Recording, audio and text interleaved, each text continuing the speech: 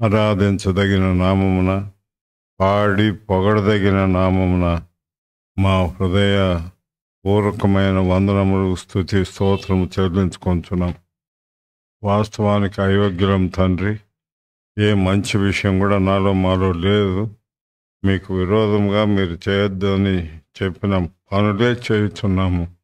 అయినప్పటికీ మీరు మమ్మల్ని కరుణించి క్షమించి కొనసాగించుచున్నందుకే మిమ్మల్ని స్తుతించి ఘనపరుచున్నాం. మరి ఈ సాయంకాల సమయంలో మరి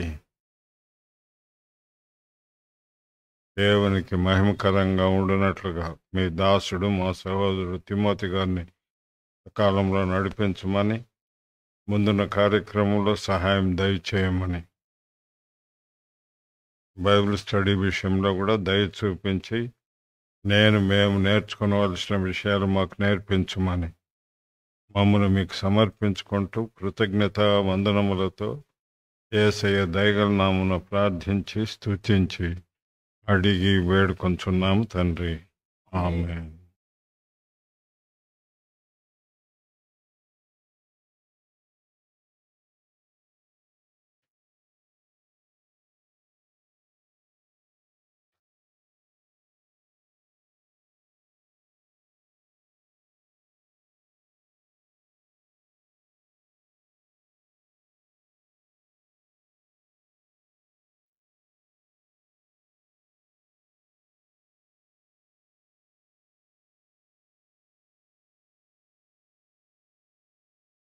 వార్డు సంఖ్య 314, 311. ప్రకాశ వస్త్రముతో పరలోక మహిమతో.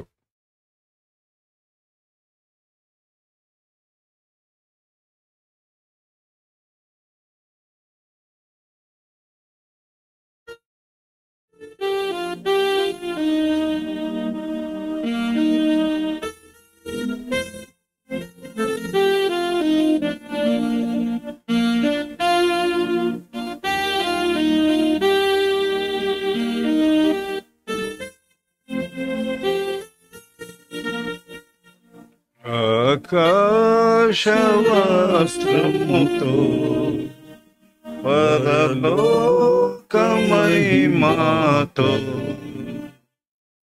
లోకంబునకే తెంచును మేఘంబుపై ప్రభువే.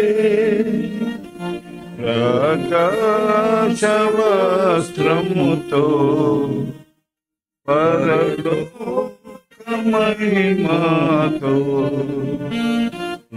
లోకంబునకే తెంచును మేఘంబుపై ప్రభువే. అంత్య సూచనలు చూడుము ప్రభురాకకు మునుపు. క్రీస్తు నిశ్చయముగా వస్తును బూరా శబ్దముతో. విస్తరించు లోకమందు యుద్ధము కలుగును. విస్తరించు పాపములు దుఃఖము కలవరము. ప్రకాశ వస్త్రముతో పరలోక మహిమతో లోకంబునకే తెంచును మేఘంబుపై ప్రభువే. పాపముచే జన్మించి తల్లి గర్భమునుండి కోపము దుఃసమోసము ఎల్లారి హృదయములో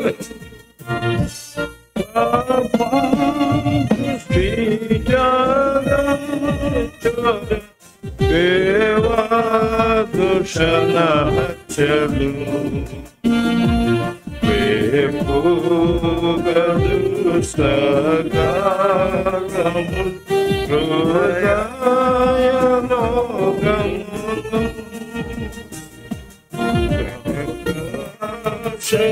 శవస్త్రముతో పరలోకమహిమతో లోకమున కేతించును మేఘముపై ప్రభువే వెళ్ళారు పరలోకమునకు యెహోవాను పాపముతో చాలావు నీతి క్రియలు ప్రార్థనలు రక్షించు యేసు రక్షింప ప్రాణమర్పించెను కలుషములు కడుగను తన రక్తము చిందించె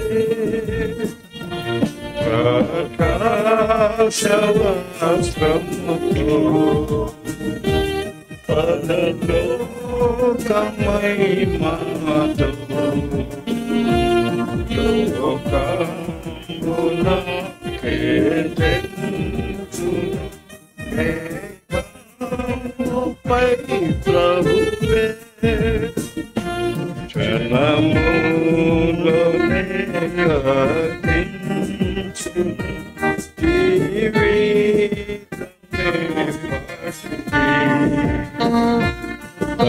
తనయాస్తి విడచినాడు నరకము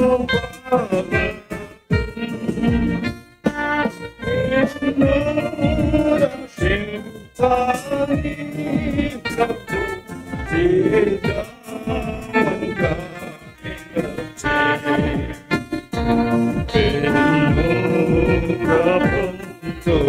రక్షణ నమ్మి యేసు ప్రభులో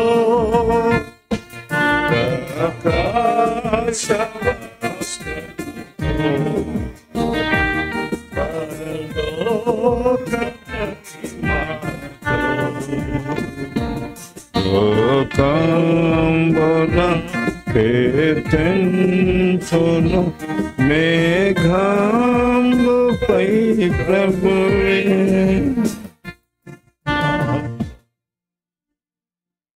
ఏం పాడలేవే? ఎందుకు గమ్మనుండవా? వచ్చి రాని పాట నేర్చుకుంటే కదా వచ్చేది. ఓ పాట నేర్పించని మోషేకి చెప్పినాడు దేవుడు, గుర్తుందా? ఏం చదువుస్తాడవే? నేర్చుకున్నారా లేదా? ఇప్పుడు కూడా పాడతారు వాళ్ళు. మోషే నేర్పించిన పాటను ఇప్పుడు కూడా పాడతారు. మనం ఎందుకు పాడము? మళ్ళీ ఒకసారి పాడదామా అది?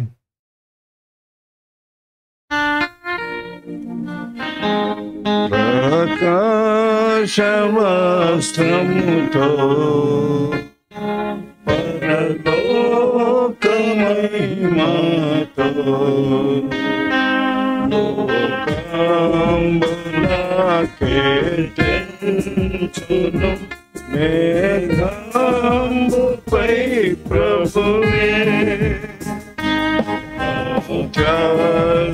కనలు చూడుము ప్రభురాకకు మునుపు క్రీస్తుని సేయముగా వచ్చును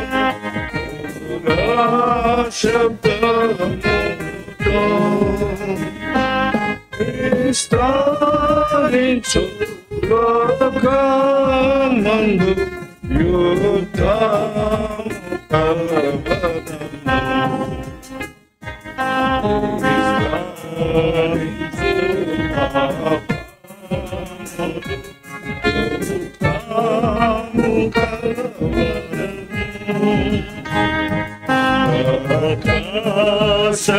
ఆకాశవస్త్రముతో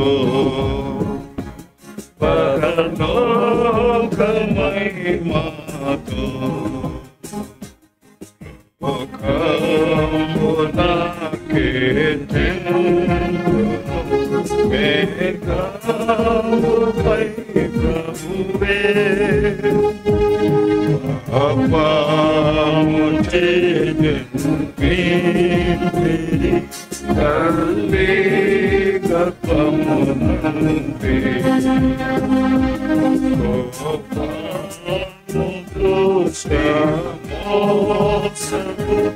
ఎల్లారి హృదయములో దృష్టి జారాచుక దేవాదుషణ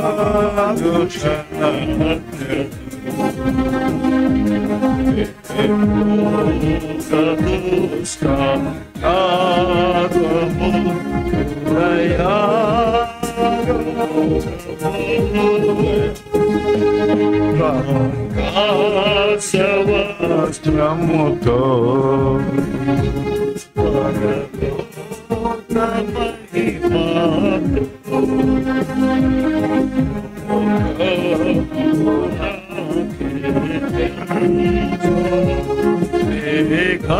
మేఘముపై ప్రభువే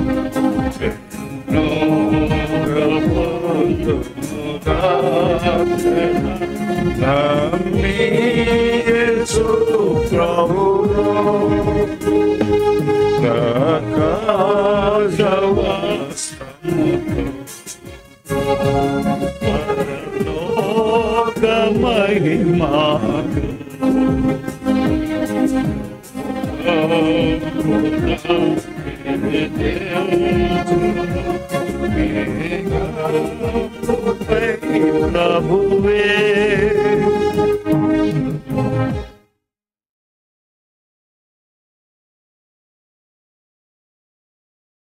311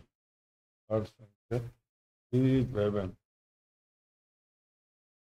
ఇదిగో నేను వచ్చుచున్నాను, త్వరగా వచ్చుచున్నాను.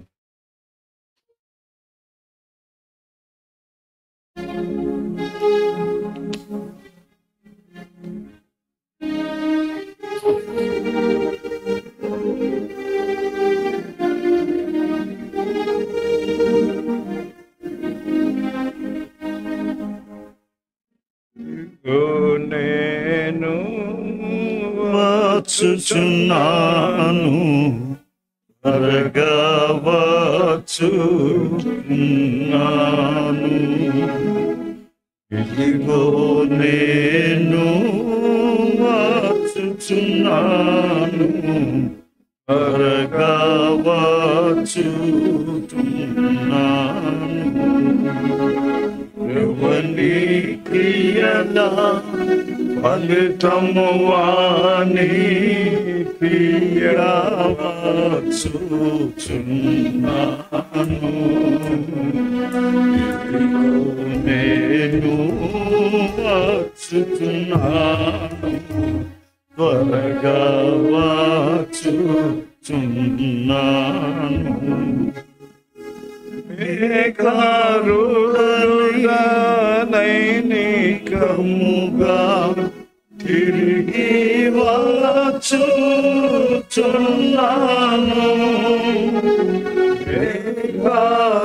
మేఘారుడనుగా నైనికముగా తిరిగి వచ్చుచున్నాను ప్రతి నేత్రము వీక్షించు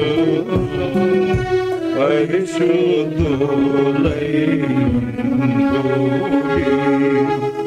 ప్రతి నేత్రము వీక్షించును పరిశుద్ధులై ఎవని క్రియల ఫలితము వానికి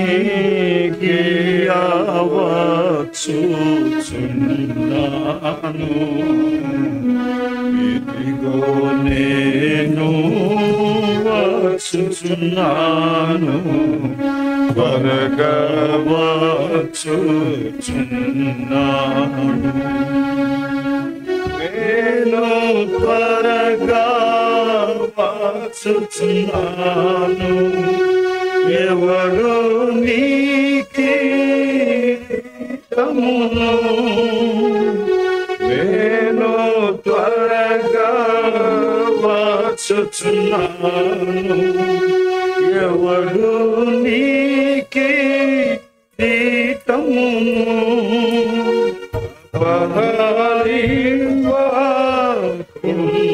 పహరించునాడు జాగ్రత్తగా చూచు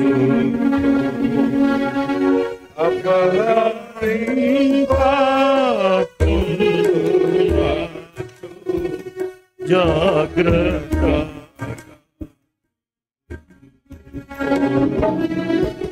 ఎవరి క్రియల ఫలితము వాని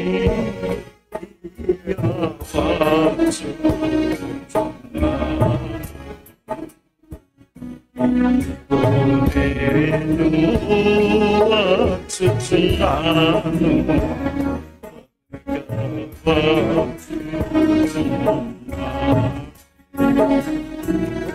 యేసు ప్రభువే నూతన పరచుచున్నాడు యేసు ప్రభువే నూతన పరచుచున్నాడు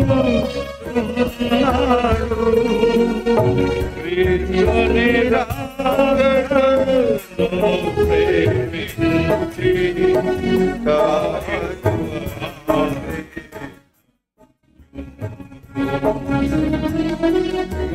ప్రియుని రాగను ప్రేమించి కాయువాడే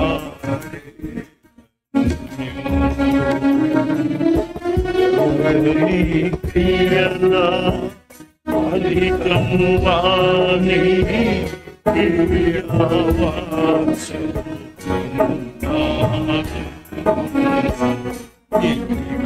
నేను వచ్చుచున్నాను త్వరగా వచ్చుచున్నాను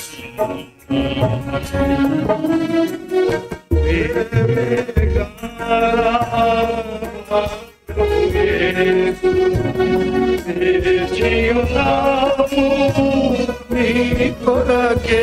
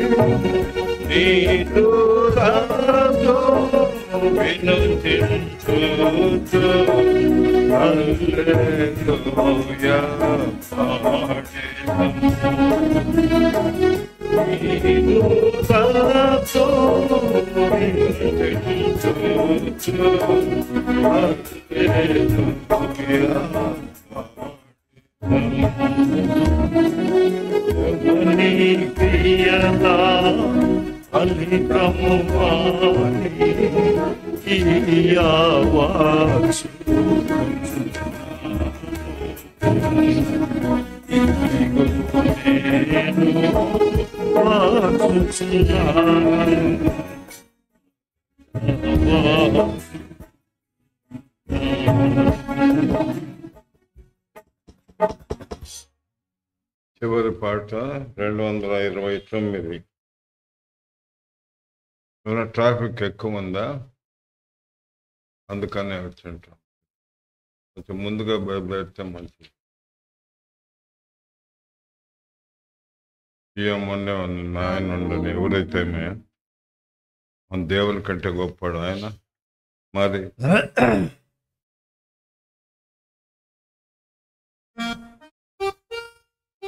priority will be given in everything. Lord Jesus Christ మొదటి స్థానం, రెండవది వేరే వాళ్ళకి. అంతేగాని రెండో వాడినిగా యేసుప్రభువుని పెట్టకూడదు. యేసునామం మనోహరం 229. ఇది చివరి పాట. అన్న ఛాయ తాగే లోపల ఇది పాడేయాలి.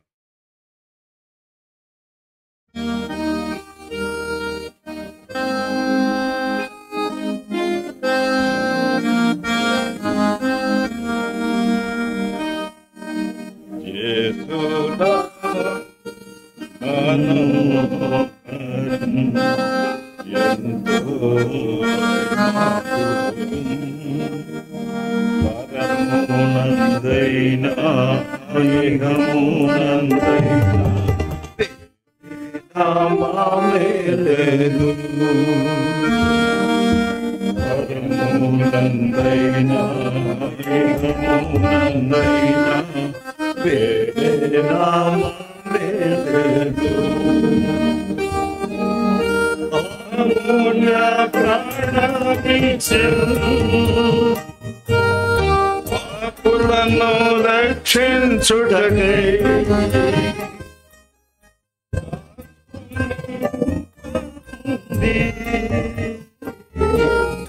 ఇహమున దిగి వచ్చెను.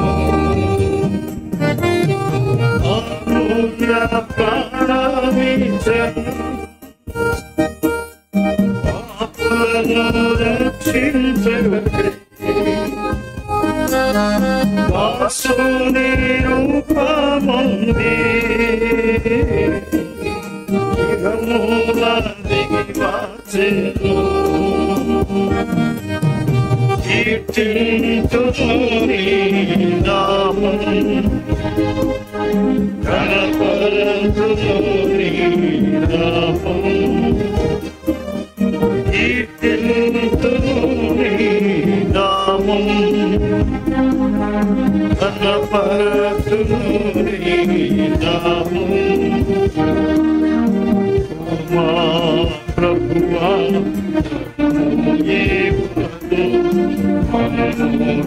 సేవా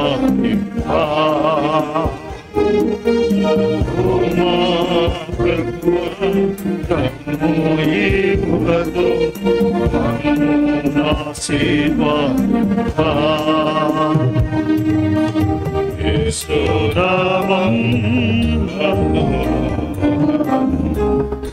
ఎంతో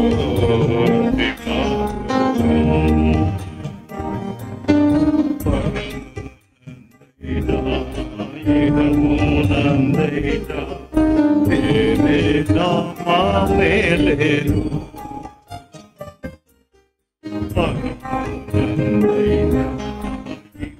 పరమునందైనా వేరేనా మామేలేను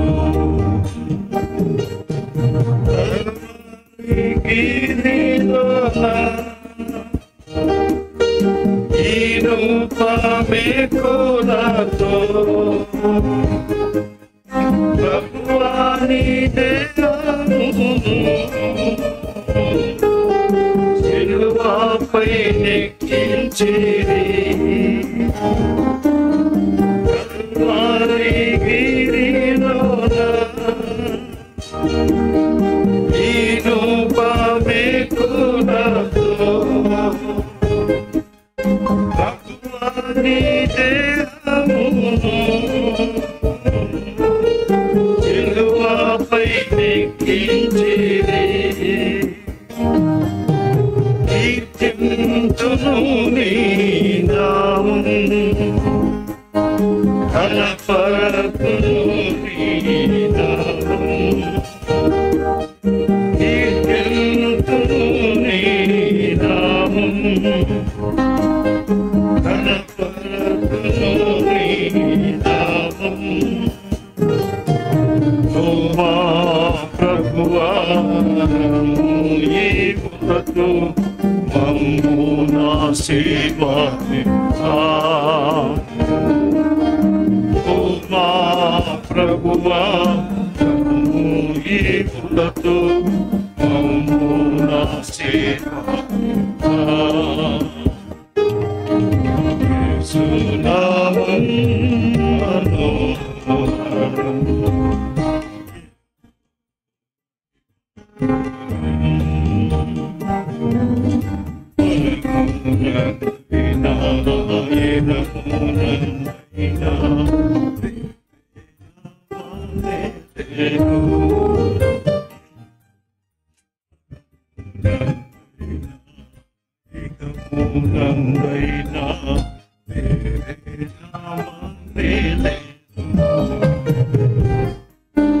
పూర్ణ స్వస్థత మాకు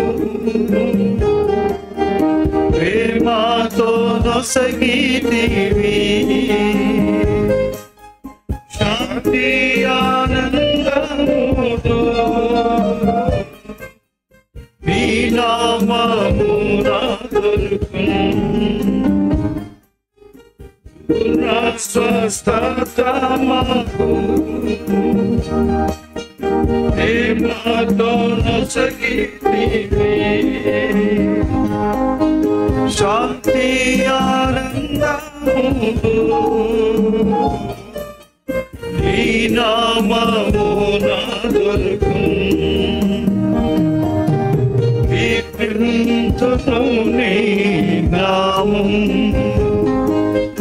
ఘనపరతును నీ నామం కీర్తింతును నీ నామం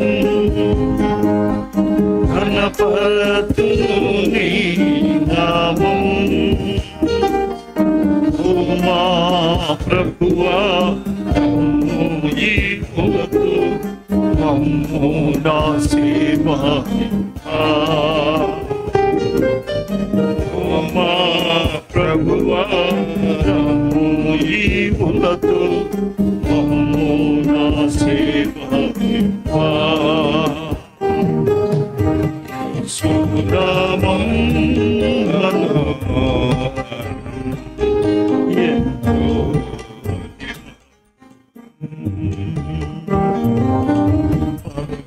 నందైనా ఇరమునందైనా వేరే నామమేలేను పరమునందైనా ఇరమునందైనా వేరే నామమేలేను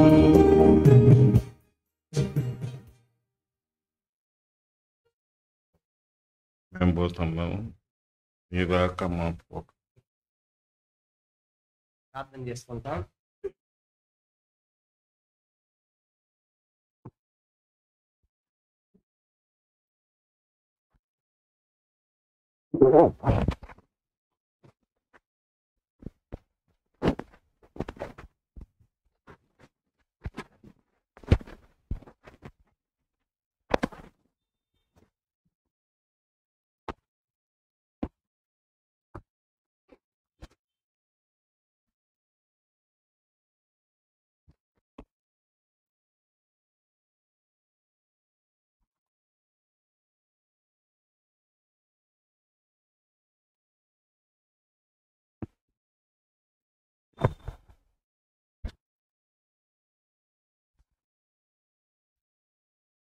ప్రార్థన చేసుకుంటాం.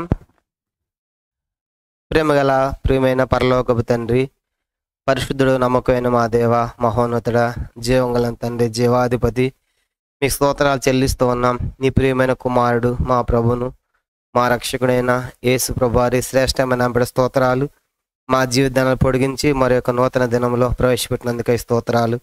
వారం వెంబడి వార కార్యక్రమంగా మీరు మాకు ఇస్తున్నటువంటి ఈ బైబిల్ స్టడీ సమయాన్ని బట్టి కూడా మీ స్తోత్రాలు. దయలు మా తండ్రి పాడిన పాటల ద్వారా మీ నామాన్ని గణపరుచుకున్నందుకై స్తోత్రాలు. కొంత ఆలస్యం దయతో క్షమించండి, కనికరించండి.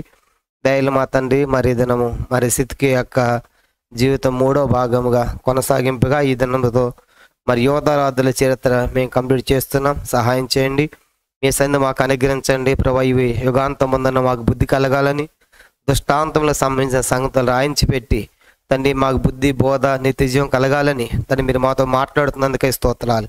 ఆ యొక్క దాసు నన్ను కూడా మరుగుపరచండి. నాకును మాకు అందరికి కావాల్సిన వాక్యాలు దయచేసి మీరు మహిమ పొందమని, సమయం అంతా దీవెనకరంగా చేయమని, కరెంటు, మైకు, లైటు, వాతావరణం సమస్తం కూడా మీ స్వాధీనంలో ఉంచుకోమని, సహాయపడమని, మీ ఆత్మ సంచుకుని మా మధ్య దయచేయమని యేసు ప్రభు నామమున ప్రార్థించి వేడుచున్నాము తండ్రి. ఆమెన్.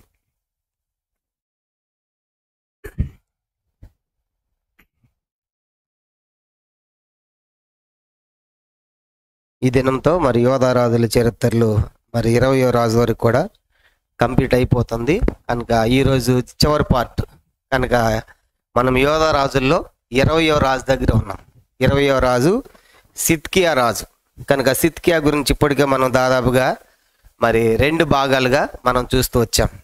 మరి గత వారం కంటిన్యూషన్ చేయకముందు కనుక గత వారం చెప్పింది ఒక 5 నిమిషాలు రిమైండ్ చేసి దాని కంటిన్యూషన్గా మనం ముందుకు వెళ్తాం.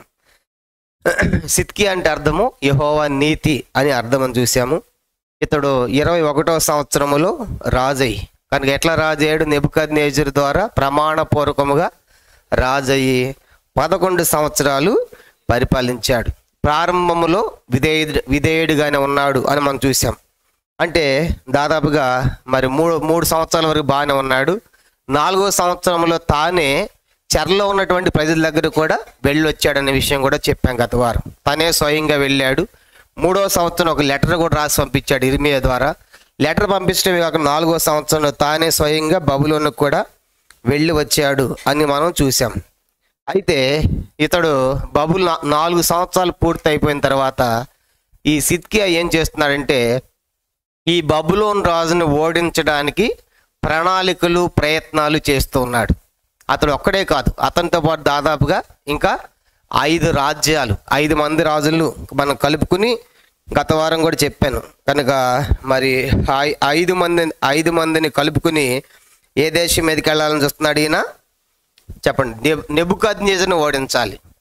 ఆ దినాల్లో మరి బబులోను సామ్రాజ్యము మహాసామ్రాజ్యంగా ఉంది. వాళ్ళే ప్రపంచం అంతటిని ఏలుతూ ఉన్నారు. కాబట్టి అంత వాళ్ళ చేతిలో ఉంది. ఎంతోమంది రాజులను వాళ్ళు బంధించారు, ఎంతోమందిని జయించారు. అలాంటిది మరి అలాంటి ఆ సామ్రాజ్యాన్ని ఓడించడానికి సిద్కియా ప్రయత్నాలు చేసినట్టుగా మనం చూసాం. దాదాపుగా మరి సీదోనీయులు, సీదోన్ రాజు, తూరు రాజు, అమోలి రాజు ఇలా మనం చూసాం. వీళ్ళందరినీ కలుపుకుని ప్రయత్నాలు చేస్తూ ఉన్నాడు. ఎవరి మీదకి? నెబుకద్నెజరు మీదకి. నువ్వేమని ప్రమాణం చేసావు?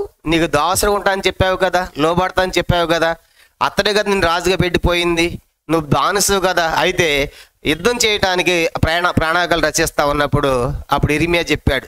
దేవుడు ఇర్మియా ద్వారా ఏమని పలికాడు? నీ ప్రణాళికలన్నీ కూడా విరమించుకో. మీరు యుద్ధం చేసిన విజయము సాధించలేరు. నువ్వే కాదు, నీతో పాటు ఉన్నటువంటి మిగతా రాజులందరూ కలిసి కూడా నెబుకద్నెజరును ఓడించలేరు. ఎందుకంటే నేనే ఇప్పుడు నెబుకద్నెజరుకు ఆ స్థానాన్ని ఇచ్చాను, అతనికిని అతని కుమారులకును ఇస్తున్నాను ఇప్పుడైతే. కాబట్టి మీరందరూ నెబుకద్నెజరుకు దాసులైపోతే కనుక మీరు బ్రతుకుతారు, నెమ్మదిగా ఉంటారు, కాపురం చేసుకుంటారు.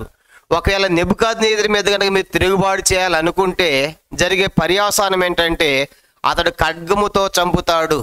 అంత మాత్రమే కాదు, కనుక దేశం అంతటా ఏమొస్తుంది?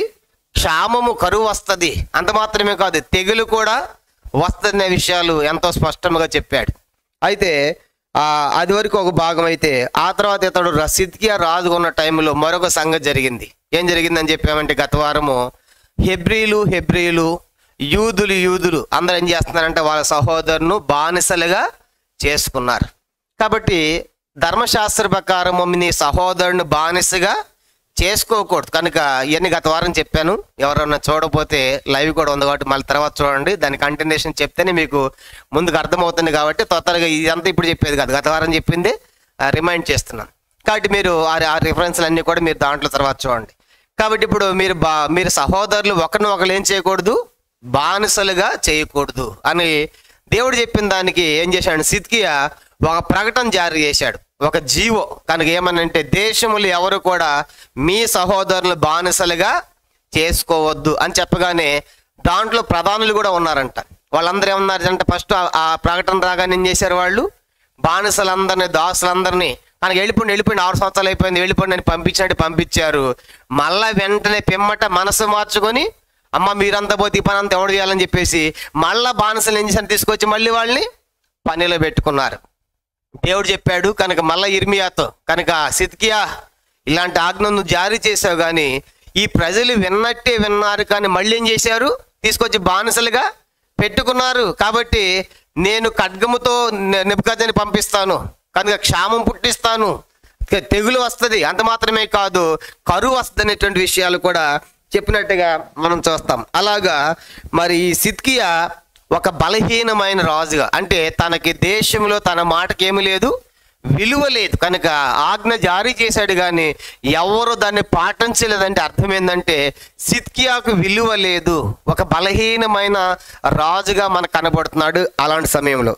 ఆ తర్వాత ఆయన మాట వినలేదు కాబట్టి దేవుడు చెప్పాడు, మీరు మిమ్మల్ని దాసులుగా తీసుకొని పోతాడు. కనుక నెబుకద్నెజరు అనే విషయాలు గత వారం మనం చూసాం.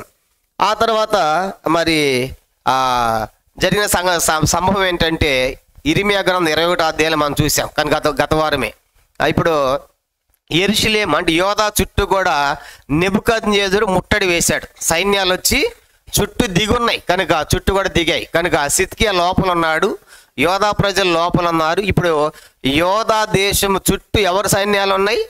నెబుకద్నెజరు సైన్యాలు వచ్చి ఉన్నాయి. దేవుడు చెప్పాడు కదా, మీరు లోబడితేనేమో బ్రతుకుతారు, యుద్ధం చేయకుండా వాడు తీసుకుని పోతాడు, మీరు అక్కడ బ్రతుకుతారు, దాసులుగా బ్రతుకుతారు. మీరు లోబడలేదు కాబట్టి వాడు ఖడ్గంతో చంపుతాడని చెప్పాడు. కాబట్టి ఇప్పుడు సైన్యాలన్నీ కూడా యోధా దేశం చుట్టూ దిగినాయి. ఇప్పుడు సిద్కియాకి భయపడి సిద్కియా ఏం చేస్తా అంటే ఇర్మియా దగ్గరికి కొంతమందిని పంపించి, అయ్యా ఇర్మియా ప్రవక్త కదా, ఆయనతో మీరు మాట్లాడండి, కనుక దేవుడేమో అద్భుత కార్యము చేస్తాడేమో, అంటే ఈ నెబుకద్నెజరు పోయేటట్టుగా దేవుడు అద్భుతం చేస్తాడేమో అని చెప్పేసి కొంతమందిని పంపిస్తే, అప్పుడు ఆయన ఏమని చెప్పాడంటే, సిద్కియా వచ్చిన వాళ్ళతో ఏమని చెప్పాడంటే మళ్ళీ సేమ్ రిపీట్ చేశాడు. ఏంటి చెప్పండి అది? మీరు నెబుకద్నెజరుకి ఏమైపోవాలి? దాసులైపోవాలి, బానిసలైపోవాలి, ఆయన కాడెత్తుకోవాలి. మీరు అట్లా ఎత్తుకుని వెళితేనే మీరు క్షేమంగా అక్కడ ఉంటారు, సుఖముగా ఉంటారు, నెమ్మదిగా ఉంటారు, కనుక బ్రతుకుతారు. మీరు కనుక దాసులుగా వెళ్ళకపోతే అతడు ఖడ్గముతో చంపుతాడు, దేశమంతటి కరువు వస్తుంది, తెగులు కూడా వస్తుంది. కాబట్టి మీ ఆయుధాలన్నీ పడేసి అక్కడ పెట్టేసి మీరందరూ సరెండర్ అయిపోయింది, లొంగిపోండి అన్నటువంటి విషయాలు చెప్తాడు. 2 మార్గాలు మీ ఎదుటి పెట్టాను, ఒకటి జీవ మార్గం, రెండవది మరణ మార్గం. మీరు ఏది కావాలో కోరుకోండి. కాబట్టి మీరు దాసులైపోతారా, సజీవులుగానే బ్రతికి వెళ్ళిపోతారు, దాసులకు బబులోను దేశం వెళ్ళిపోతారు.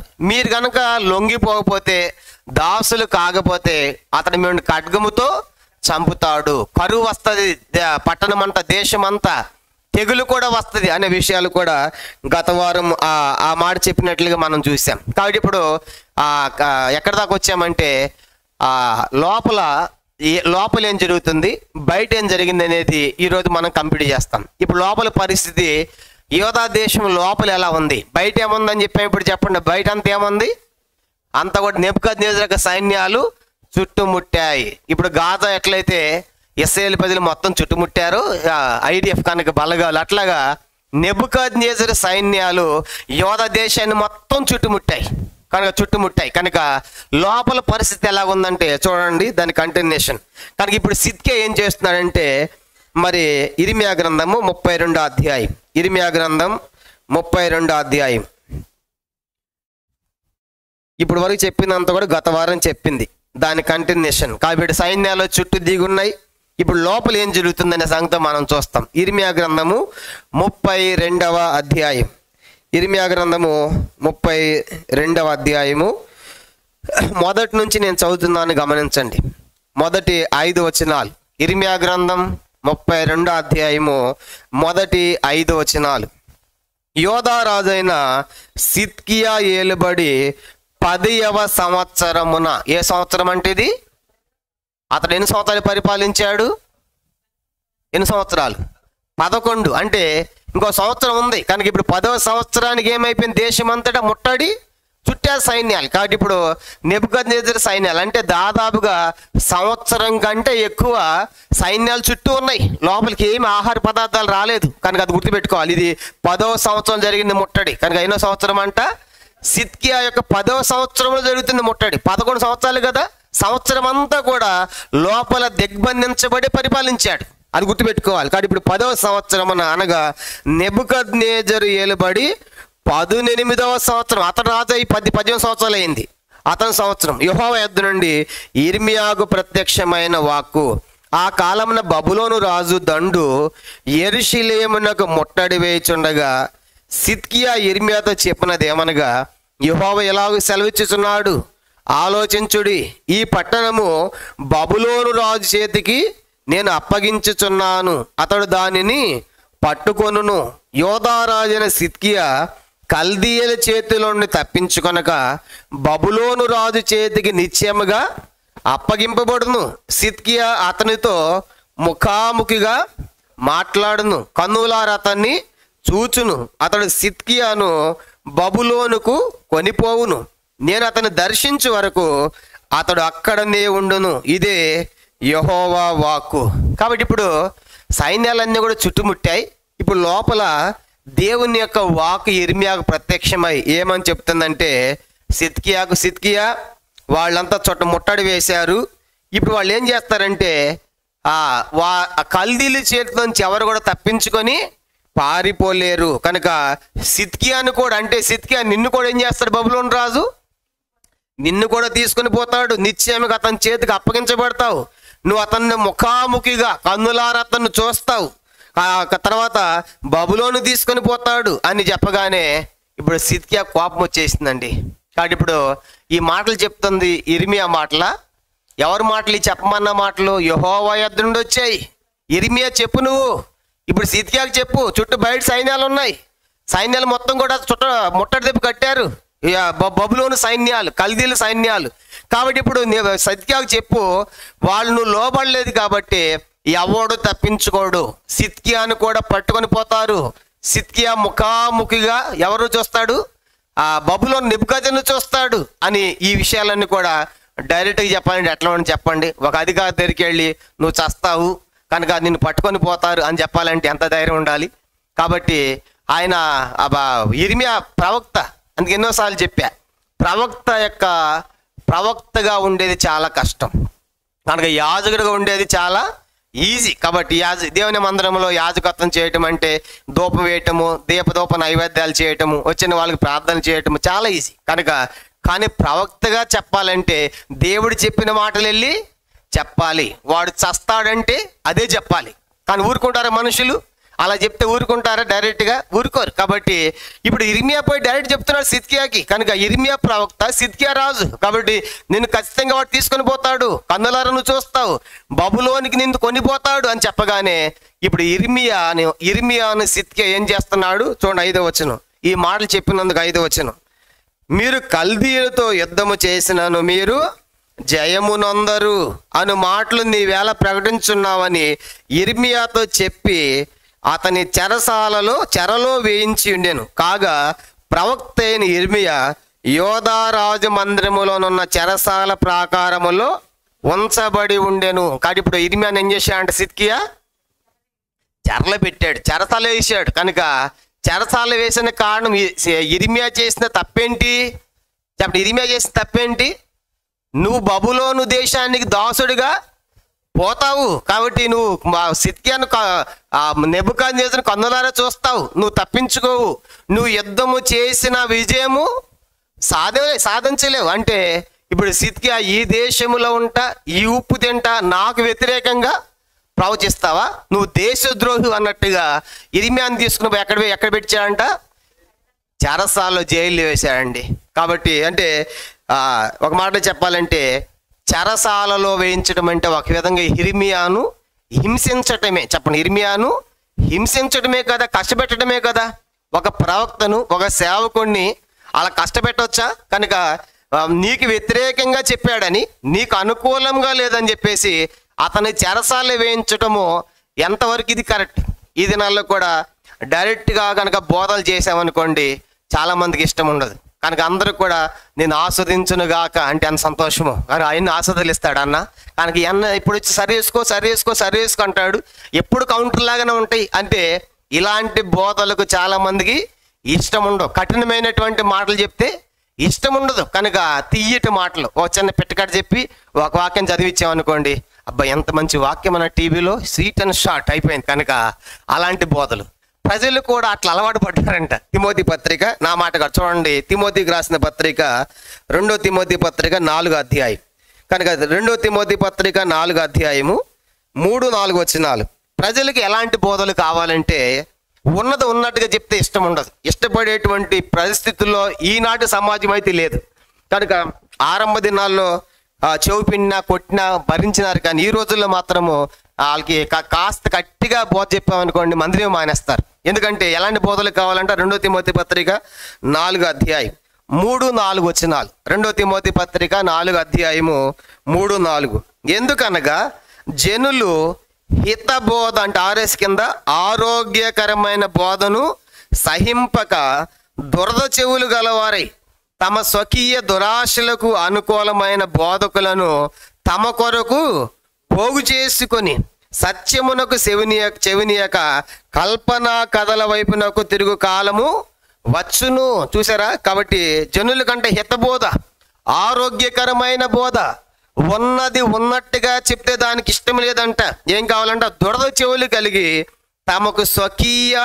తమ స్వకీయ దురాశలకు అనుకూలమైన బోధకులను పోగు చేసుకుంటున్నారు. కాబట్టి ఒక ఆయన డైలీ వాక్యం చెప్తాడు. కనుక చూస్తా ఉంటాడు అప్పుడప్పుడు యూట్యూబ్లో. అన్ని ఆస్వాదాలు పొద్దున్నే, దీన్ని ఆస్వాదించగాక పొద్దున్నే ఒక క్యాలెండర్, మన క్యాలెండర్ కాదు బయట ఒక ఆయన చెప్తాడు అనమాట. అంటే ప్రజలకి ఎట్లా అంటే ఆ వాక్యం అంటే ఈరోజు అయితే ఒక ఆస్వాదం వచ్చింది నాకు, అంతేగాని దాంట్లో ఉన్నటువంటి ఒక కండిషన్ కనుక ఒక పొరపాటు ఏంటి సరి చేసుకోవాల్సింది ఏంటండి, ఇంకా ఆ బోధ లేదు. కనుక అన్ని ఆశీర్వాదాలే. కాబట్టి ఎట్లయిపోయారంటే స్వకీయమైన తమ స్వకీయ దురాశలకు అనుకూలమైన బోధలు చేయాలి, సత్యమునకు చెవినీయరు, కల్పనా కథలు. కాబట్టి చిన్న పిట్కథ చెప్పేసి వాక్యం చెప్పారని వాళ్ళకి ఎంతో సంతోషం. కాబట్టి స్వీట్ అండ్ షార్ట్లు అయిపోవాలి. ఇప్పుడు ఇర్మియా బోధ అలాంటి బోధ కాదు. ఇర్మియా బోధ మనుషులను సంతోషపెట్టే బోధ కాదు. పౌలు అన్నాడు గలతీ 1:10, నేను మనుషులను సంతోషపెడుతున్నానా దేవుణ్ణి సంతోషపెడుతున్నానా? నేను మనుషులను సంతోషపెట్టేవాడినైతే క్రీస్తుకు దాసుని ఎప్పటికీ కాకయే పోదును. కాబట్టి నేను మనుషులను సంతోషపెట్టే బోధ చేయట్లేదు. కాబట్టి ఇప్పుడు ఇర్మియా బోధ ఏంటంటే ఒకటే ఒక బోధ, ఇర్మియా బోధ. టైటిల్ అంతా ఒకటే కనుక ఇర్మియా టైటిల్. కనుక ప్రతిరోజు మా ఇర్మియా దగ్గరికి వెళ్తే చెప్పే మాట ఏంటి? మీరు దాసులైపోండి, లొంగిపోండి, కాడెత్తుకోండి, బబులోనికి సరెండర్ అయిపోయింది. ఇక రోజు ఇదే చెప్తా ఉంటే ఎట్లా చెప్పండి? మీకు కూడా రోజుకు ఒక రాజు కాబట్టి ఇంట్రెస్ట్కి వస్తున్నారు. రోజు అదే రాజు గురించి 10 రోజులు చెప్పామనుకోండి, అబ్బి అన్న ఇదే చెప్తున్నాడని చెప్పేసి మొత్తం మానేస్తారు బైబిల్ స్టడీ. కాబట్టి అంత కొత్తగా స్పెషల్గా ఉండాలి. కానీ ఇర్మియా బోధకు ఏం మారటం లేదు. కానీ టైటిల్ ఒకటే, రోజు వచ్చే బోధ ఒకటి, ఏం చెప్పండి అది? మీరు దాసులైపోండి, కనుక లొంగిపోండి, సరెండర్ అయిపోయిందని చెప్తున్నాడు. కారణం ఏంటంటే ఇది ఇర్మియా మాటలు కాదు, యెహోవా యొద్ద నుండి చెప్పబడుతున్న మాటలు. కాబట్టి ఇప్పుడు ఇర్మియాను చెరసాలలో వేయించాడు. కనుక చెరసాలలో వేయించడమే కాకుండా ఆ ఇర్మియాను హింసించినట్టుగా మనం చూస్తాం. కాబట్టి ఈ దినాల్లో కూడా సంఘాల్లో కనుక పరిస్థితి ఎట్లా ఉన్నాయంటే, కాస్త కఠినంగా ఒక వాక్యం చెప్పారనుకోండి, ఉన్నట్టుగా చెప్పారనుకోండి, ఎంతోమంది సేవకులకి హింసలు, కనుక కష్టాలు. హెబ్రోన్లో కంప్లైంట్ ఏంటంటే ఆయన ఎప్పుడు తిడతాడండి స్టేజీ మీద, ఎప్పుడు కూడా శపించినట్టే చెప్తాడండి వాక్యము. అంటే అట్లే చెప్తావయ్యా, నువ్వు మంచిగా ఆస్వాదించు, దీవించు కనుక అనేటువంటి కంప్లైంట్లు కూడా ఈరోజు మనం చూస్తున్నాం. కాబట్టి మనకి అనుకూలమైన బోధల తట్టు మనం తిరగకూడదు. కాబట్టి హితబోధ, ఆరోగ్యకరమైన బోధ, ఉన్నది ఉన్నట్టుగా చెప్పేదానికి లొంగిపోవాలి. అది మనకు అనుకూలంగా ఉందలే తర్వాత సంగతి. కనుక మనకు అనుకూలంగా ఉంటే సరెండర్ అయిపోవటము, మనకి ఇష్టంగా ఉంటేనేమో ఇష్టంగా ఉండడము, మనకి ఇష్టం లేదనుకోండి కొంతమంది లేచి మధ్యలో వెళ్ళిపోతూ ఉంటారు. కనుక నా గురించి చెప్పాడు అన్నట్టుగా అలా చేయకూడదు. కాబట్టి వీడు ఇర్మియా ఆ ప్రజలను సంతోషపెట్టే విధంగా చెప్పలేదు. ఇప్పుడు డైరెక్ట్గా ముఖాముఖిగా సిద్కేతని చెప్పాడు, నువ్వు బబులోనికి వెళ్ళిపోతావు, నువ్వు నెబుకద్నెజరుని చూస్తావు కన్నులారా, నీవు దాసులకు వెళ్ళిపోతావు అని చెప్పగానే తీసుకొని చెరసాలలో పెట్టనన్నాడు. ఇప్పుడు ఇర్మియా చెరసాలలో ఉన్నాడు. కాబట్టి చెరసాల ఉన్న తర్వాత అక్కడ కూడా ఏం చేస్తాడు ఇర్మియా గ్రంథము 38వ అధ్యాయం చూడండి. ఆ చెరసాలలో ఉన్నా కూడా ఇప్పుడు ఏం జరిగిందంటే ఇర్మియా గ్రంథం 38వ అధ్యాయం, ఇర్మియా గ్రంథము 38వ అధ్యాయం, 38వ అధ్యాయము మనం గమనించామంటే 5 మొదటి నుంచి చదువుతాం. మొదటి నుంచి నేను చదువుతున్నాను. ఇర్మియా గ్రంథం 38వ అధ్యాయము మొదటి నుంచి నేను చదువుతున్నాను. ఇర్మియా గ్రంథం 38వ అధ్యాయం మొదటి నుంచి. యెహోవా ఎలాగూ సెలవిచ్చున్నాడు, ఈ పట్టణములో నిలిచిన వారు ఖడ్గము చేతనైనను, క్షామము చేతనైనను, తెగులు చేతనైనను చతురు గాని కల్దీయుల వద్దకు బయలు వెళ్ళివారు బ్రతుకుదురు. దోపుడు సొమ్ము దక్కించుకున్నట్లు తమ ప్రాణమును దక్కించుకొని వారు బ్రతుకుదురు. కాబట్టి ఇప్పుడు మళ్ళా ఇర్మియా ఏమని చెప్తున్నాడు? దేవుడు చెప్తా ఉన్నాడు, యెహోవా ఎవరైతే ఈ పట్టణంలో నిలిచి ఉంటారో వారు ఖడ్గముతో, క్షామముతో, తెగులతో చస్తారు. ఎవరైతే కల్దీయులకు అంటే నెబుకద్నెజరుకు, బబులోనుకు బయలు వెళతారో, దాసులుగా వెళతారో వాళ్ళు ఏమవుతారు? బ్రతుకుతారు. దోపుడు సొమ్ము దక్కించిన బతుకుతారు అని చెప్తున్నాడు. తర్వాత 2వ వచనం, యెహోవా ఎలాగో సెలవిచ్చున్నాడు, ఈ పట్టణము నిశ్చయముగా బబులోను రాజు దండు చేతికి అప్పగింపబడును, అతడు దాన్ని పట్టుకొనును అని ఇర్మియా ప్రజలందరికీ ప్రకటింపగా. కాబట్టి ఇప్పుడు ఈ మాటలు చెరసాలలో ఉన్న అదే మాటలు, బయట ఉన్న అదే మాటలు, అందరూ ఇదే ప్రకటిస్తున్నాడు. కనుక ప్రజలారు వినండి, మీరు కనుక ఈ పట్టణం నిలిచి ఉంటే ఖడ్గంతో చేస్తారు, కనుక క్షామంతో చేస్తారు, తెగులతో చేస్తారు. కాబట్టి మీరు అందరూ దాసులైపోతే మీరు బ్రతుకుతారు అని చెప్పేసి ప్రజలందరూ చెప్పాడు.